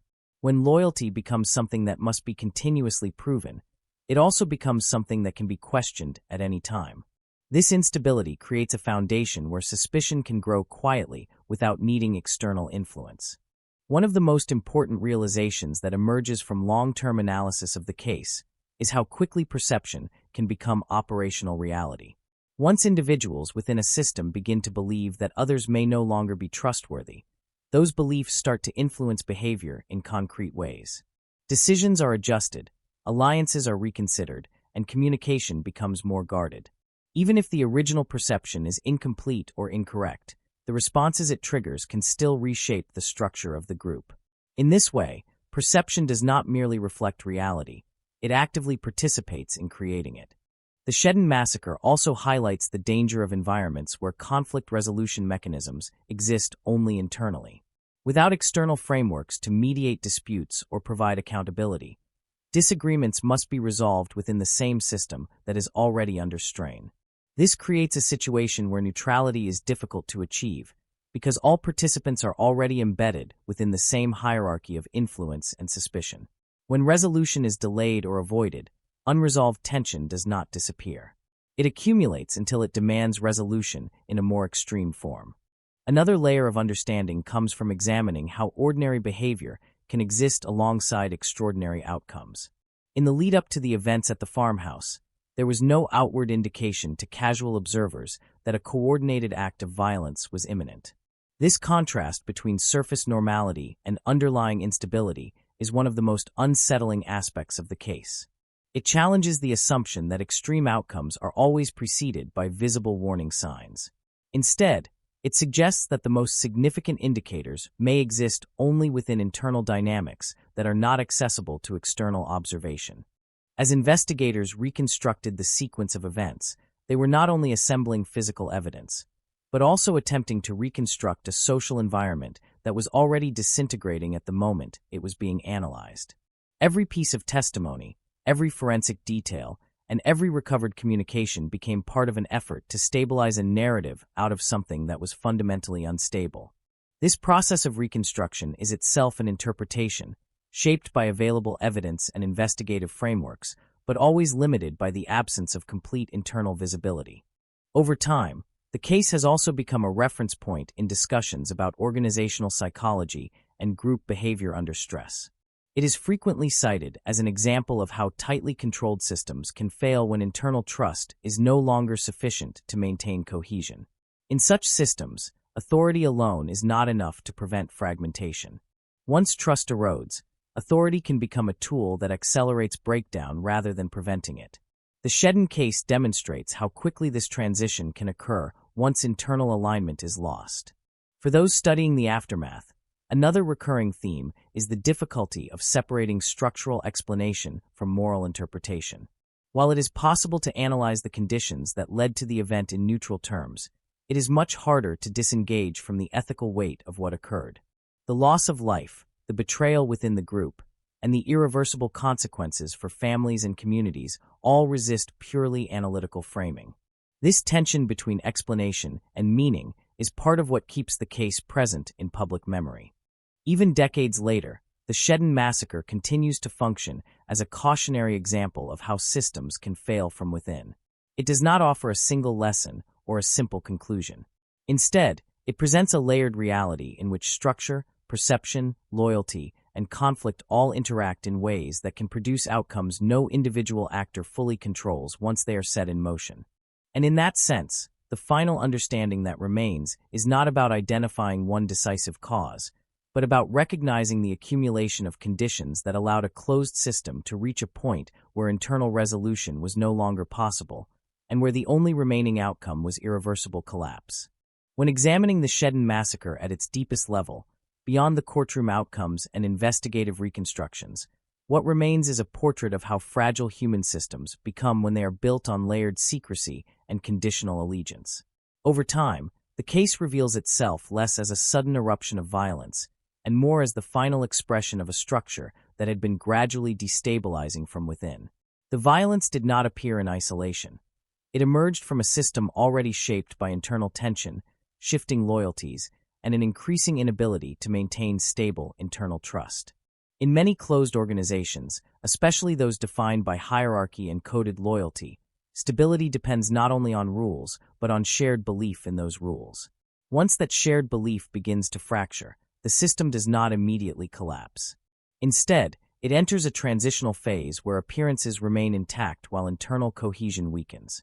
Members may continue to perform their roles, attend meetings, and maintain outward structure, but beneath that surface, interpretation replaces certainty. Every action can be read in multiple ways, and every silence can carry meaning that was never explicitly intended. In the case of Shedden, this interpretive instability played a central role in how events unfolded. Communication within the group was not always direct, and decisions were often shaped by assumptions rather than openly confirmed intent. In such an environment, perception becomes a powerful force. Once suspicion enters the system, it does not remain confined to individual thought. It spreads through interactions, influencing how words are understood, how behavior is judged, and how future actions are anticipated. Another important dimension is the way time functions within such systems.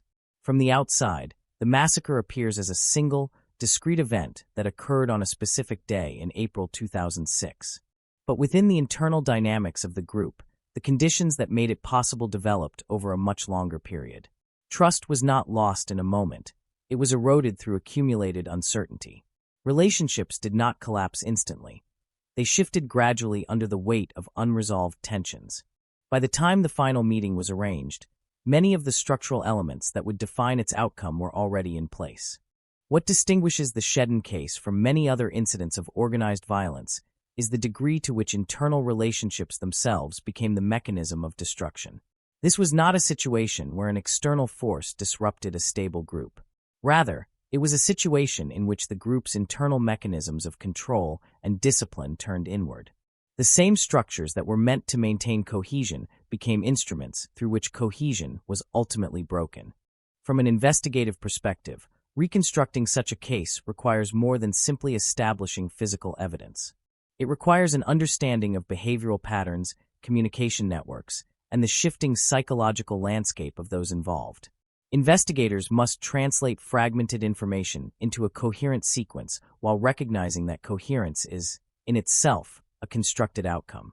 The reality of the event, as experienced by those inside it, cannot be fully recovered, only approximated through available evidence. As the legal process concluded, the formal question of responsibility was answered within the framework of law. Yet even after verdicts were delivered, the broader questions remained open in a different sense. How did a system built on loyalty reach a point where internal violence became possible? How did perception override stability? And how did individuals interpret their roles within a structure that was already moving toward collapse? These questions extend beyond legal resolution into the domain of social and psychological analysis. Over time, the case has come to serve as a reference point for understanding how closed systems behave under internal stress. It illustrates how quickly organizational boundaries can shift when trust becomes conditional and communication becomes fragmented. It also demonstrates that the appearance of stability can be misleading when the underlying structure is dependent on unspoken assumptions rather than transparent agreement. At the same time, it is important to recognize that structural explanations, while necessary, do not exhaust the meaning of what occurred. Behind every analytical framework are human lives that were permanently altered. The individuals involved were not simply elements within a system. They were participants in relationships shaped by history, emotion, and personal perception. Any attempt to fully understand the case must hold both dimensions at once: the structural and the human, the systemic and the individual. In the final reflection, the Shedden massacre stands as an example of how internal systems can reach a point where they no longer regulate themselves effectively. When that happens, the system does not simply pause or correct course. It moves toward resolution through whatever means remain available within its internal logic. In this case, that logic led to irreversible consequences. And long after the details of the investigation have been studied and the legal outcomes recorded, what persists is a broader understanding of how fragile cohesion becomes when it depends on continuously negotiated trust, and how quickly that cohesion can dissolve when suspicion becomes stronger than the bonds that once held it together.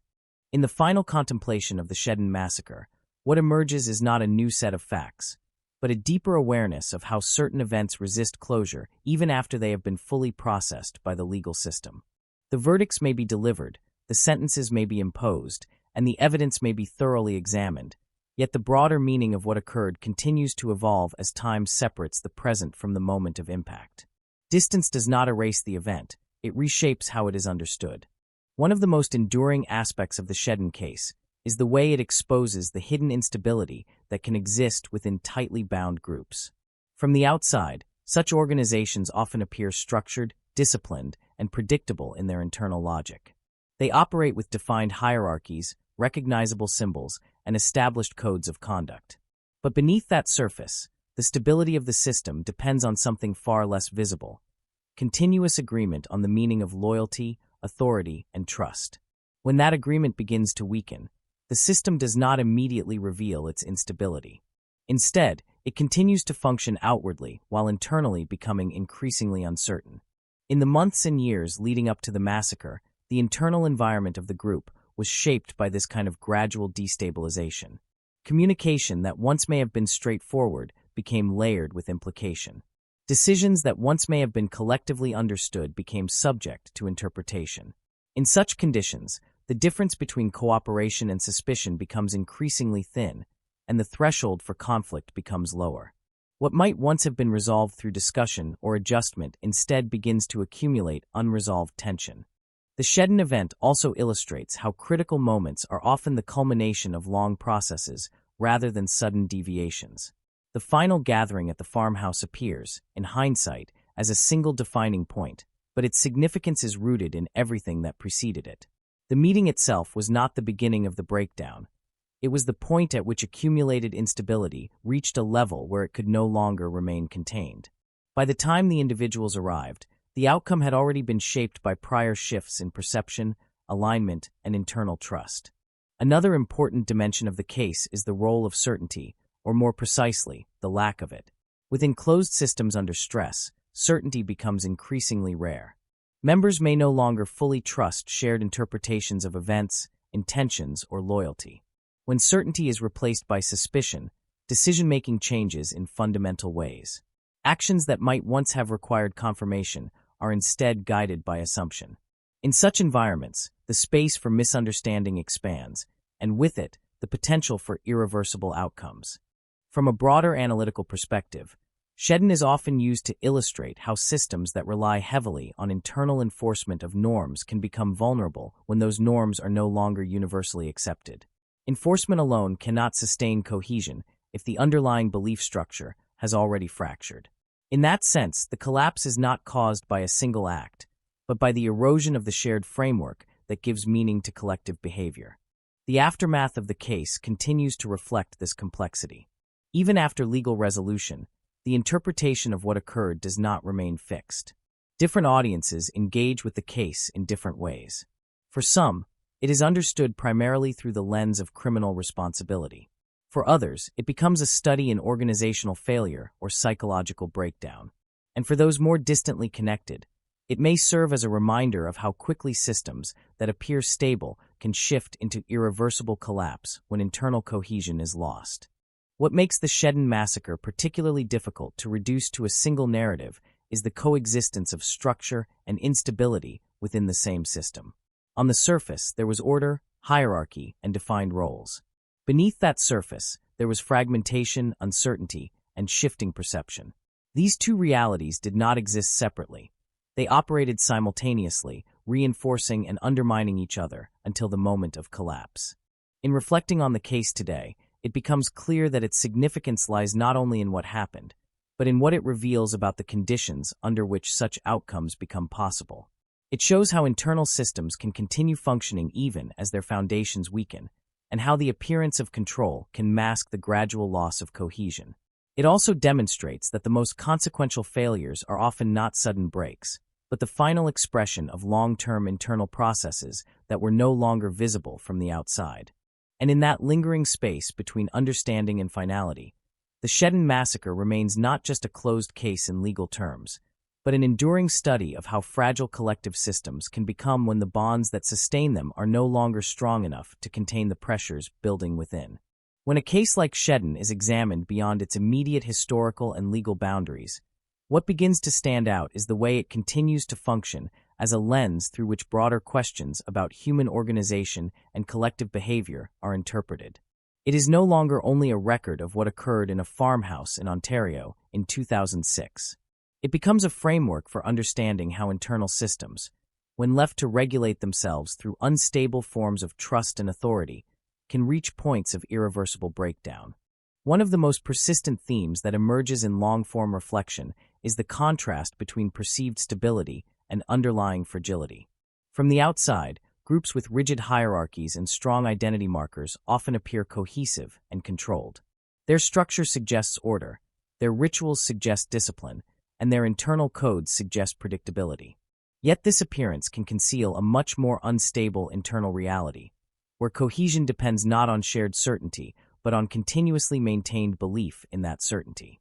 Once that belief weakens, the structure does not immediately collapse, but it begins to shift in subtle ways that are difficult to detect from a distance. In the Shedden case, the final outcome cannot be separated from this gradual shift. The meeting that took place at the farmhouse was not an isolated incident in isolation from the group's history. It was embedded within a longer trajectory of internal tension, shifting alliances and evolving perceptions of loyalty.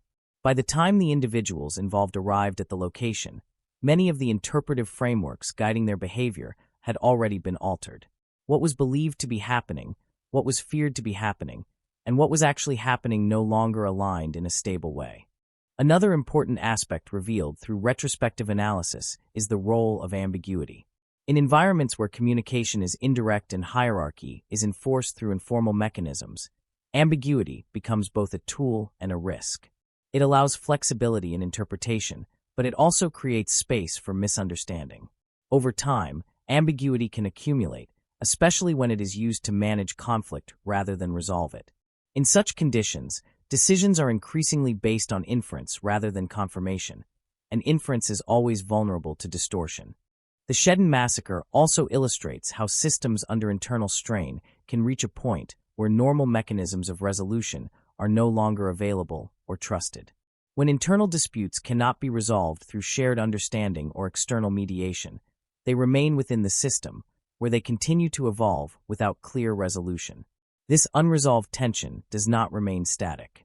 It interacts with perception, memory, and expectation, gradually reshaping how individuals interpret both past and future events. From an investigative standpoint, reconstructing such a case requires not only physical evidence, but also an attempt to rebuild the internal logic of the group as it existed at the time. This includes understanding how decisions were made, how communication was interpreted, and how authority was perceived. However, even the most detailed reconstruction remains an approximation. It can establish sequence and causality within the limits of available evidence, but it cannot fully recover the subjective experience of those involved or the internal meanings attached to their actions. As the case continues to be studied, it is often used to highlight the importance of early recognition of internal instability within closed systems. Yet even this lesson is complicated by the fact that such instability is rarely visible in a clear or unambiguous way. Warning signs, when they exist, are often fragmented, inconsistent, or open to multiple interpretations. What appears significant in hindsight may not have been recognizable as such in real time. This gap between retrospective clarity and present uncertainty is one of the defining challenges in understanding cases like Shedden. At a deeper level, The case raises questions about the limits of internal governance in systems that rely heavily on loyalty as a binding force. Loyalty, while powerful, is also inherently vulnerable to reinterpretation. When loyalty becomes conditional or contested, it can no longer function as a stable foundation for decision-making. Instead, it becomes another variable within the system, subject to negotiation and doubt. In the Shedden context, this shift contributed to an environment where internal cohesion could no longer be maintained through existing mechanisms. Even after extensive analysis, the case resists final simplification. It cannot be reduced to a single motive, a single decision, or a single moment of failure. It is better understood as the convergence of multiple pressures operating within a closed system that had gradually lost its ability to regulate itself effectively. The result was not simply violence, but the breakdown of a structure that could no longer sustain internal agreement about its own stability. In the end, what remains is a recognition that systems built on internal trust without external accountability are particularly vulnerable to silent forms of erosion. These erosions do not announce themselves clearly. They accumulate gradually, often beneath the threshold of immediate recognition, until the system reaches a point where it can no longer maintain coherence. When that point is reached, the outcome is not merely a disruption of order, but the complete transformation of the system's internal logic. And even as time continues to separate the present from the events of 2006, the Shedden massacre remains present not as a static memory, but as an ongoing reference point for understanding how fragile cohesion can become when it depends on beliefs and perceptions that are no longer consistently shared within the system itself. When the Shedden massacre is placed within the broader history of organized criminal groups in Canada, it begins to reveal patterns that extend beyond a single organization or a single moment in time. It becomes part of a larger continuum in which closed hierarchies, built on loyalty, reputation, and internal discipline, periodically encounter moments where those very foundations are tested to their limits. In some cases, those systems adapt. In others, they fracture. Shedden belongs to the category where internal fracture became irreversible. One of the most important insights that emerges from continued reflection on the case is how identity functions within such systems. Membership in a tightly bound group is not only a social position, but also a psychological one. It shapes how individuals interpret authority, how they evaluate risk, and how they understand their place within a hierarchy. Over time, identity and structure become intertwined to the point where separating personal judgment from organizational expectation becomes increasingly difficult. This fusion of identity and system creates both cohesion and vulnerability at the same time. In the Shedden case, the internal identity of the group was already under strain before the final meeting took place. That strain did not manifest as immediate collapse, but as gradual reconfiguration of how members perceived each other's intentions and reliability. When trust begins to shift within such a system, it rarely disappears all at once. Instead, it becomes uneven, distributed differently across relationships, and increasingly dependent on interpretation rather than certainty. This unevenness creates conditions where decisions can diverge sharply depending on perspective. Another key element in understanding the case is the role of internal narrative construction. Within any closed group, members continuously construct explanations for events, decisions, and behavior.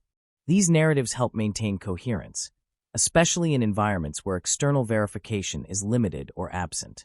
However, when multiple competing narratives emerge within the same system, coherence begins to weaken. Competing interpretations of loyalty, betrayal, and intent can exist simultaneously, each influencing behavior in different ways. In Shedden, this multiplicity of internal narratives contributed to an environment where shared understanding was no longer guaranteed. The investigation into the massacre also highlights how external systems of analysis attempt to impose order on events that were experienced internally as fragmented and dynamic. Law enforcement reconstruction, forensic mapping, and testimonial evidence all serve to create a linear narrative of what occurred.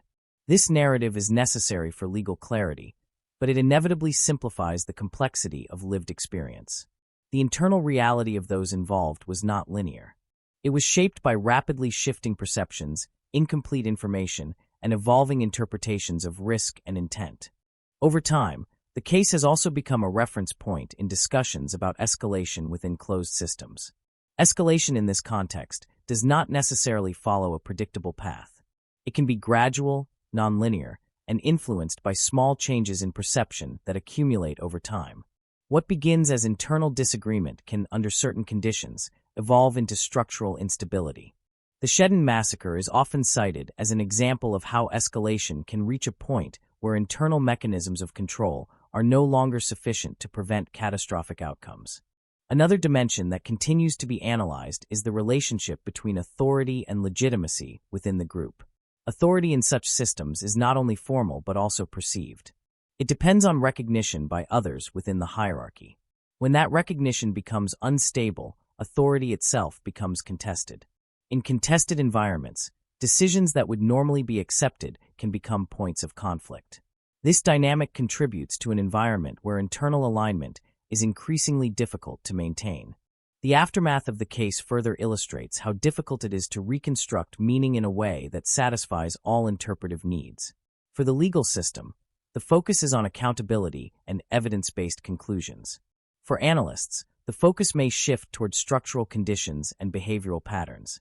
For those indirectly affected, the focus is often on understanding and emotional processing. These different perspectives do not necessarily conflict, but they do not fully converge either. Each operates within its own framework of meaning. As years pass, Shedden continues to be revisited not because new facts fundamentally alter the established record, but because the interpretation of those facts continues to evolve. Each re-examination tends to emphasize different aspects of the case: organizational fragility, psychological dynamics, or systemic vulnerability. This ongoing reinterpretation reflects the complexity of the event itself, which resists confinement to a single explanatory model. At its core, the Shedden massacre demonstrates how internal systems built on layered trust and informal enforcement can reach a point where their own mechanisms become insufficient to manage internal tension. When that threshold is crossed, the system does not simply adjust. It transforms under pressure in ways that are often irreversible. The outcome is not only a moment of violence, but the visible collapse of an internal structure that had been gradually losing stability over time. And even now, long after the legal proceedings and investigative work have concluded, the case continues to serve as a reminder that some systems do not fail suddenly from external shock, but from the slow accumulation of internal pressures that eventually exceed the capacity of the system to contain them.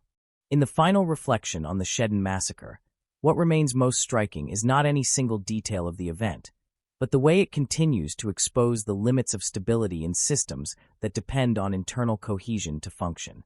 Over time, the case stops being understood only as a moment of violence, and instead becomes a broader study of how closed structures behave when the bonds that hold them together begin to weaken from within. The massacre itself becomes the visible endpoint of processes that were largely invisible while they were unfolding.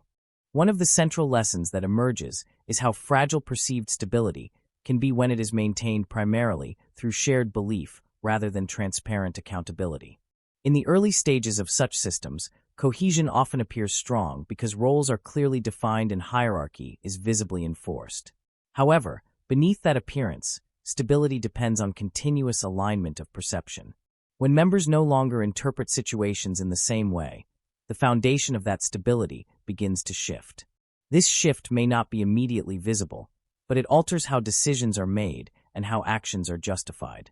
In the Shedden case, the final gathering at the farmhouse represents the point where internal interpretation and external reality diverged completely. What was believed to be a controlled internal process was, in fact, the culmination of accumulated mistrust and fractured communication. By the time the individuals arrived at the location, the system had already entered a state where resolution was no longer possible through ordinary internal mechanisms. The outcome was shaped not by a single decision, but by a long chain of escalating perceptions and responses. Another important aspect of the case is the way internal systems can continue to function even as they lose coherence. From the outside, there is often little indication that the structure is approaching a breaking point. Meetings still occur, roles are still performed, and communication continues. Yet internally, the meaning of those actions can shift significantly. When interpretation becomes unstable, the same behavior can be understood in multiple, sometimes contradictory ways. This divergence between appearance and meaning is one of the key conditions that allows internal crises to develop without immediate external detection. The investigative process that followed the Shedden massacre illustrates how external systems attempt to reconstruct order from internal disorder. Through forensic evidence, witness statements, and communication analysis, investigators build a timeline that organizes events into a coherent sequence. This reconstruction is essential for legal clarity, but it inevitably simplifies the complexity of what was experienced by those inside the system at the time. The internal reality was not a linear progression of clearly defined steps, but a dynamic and shifting environment shaped by uncertainty and interpretation. As the case has been studied over time, it has also become a reference point for understanding how escalation occurs within closed systems. Escalation is not always a dramatic or sudden process. In many cases, it develops gradually through repeated adjustments in perception and behavior. Small changes in trust or interpretation can accumulate, gradually altering the overall structure of relationships within the group. In Shedden, this accumulation reached a point where the existing mechanisms of control and communication were no longer sufficient to contain internal tension. The aftermath of the case continues to highlight the difference between legal resolution and interpretive closure. While the legal system provides definitive outcomes in terms of responsibility and sentencing, it does not fully resolve the broader questions of how and why the system reached the point it did. Those questions remain open to analysis, interpretation, and reflection. Different perspectives continue to emphasize different dimensions of the case, whether structural, psychological, or social, and none of these perspectives alone can fully encompass the complexity of what occurred. Over time, Shedden has come to represent more than a single criminal event. It functions as a case study in the dynamics of internal systems under strain, illustrating how cohesion can deteriorate when shared understanding breaks down. It also demonstrates how systems that appear stable externally can contain within them the conditions for sudden and irreversible transformation when internal alignment is lost. In the final analysis, what the Shedden massacre ultimately reveals is that systems built on internal trust without sufficient external checks are inherently vulnerable to gradual erosion that is difficult to detect until it reaches a critical threshold.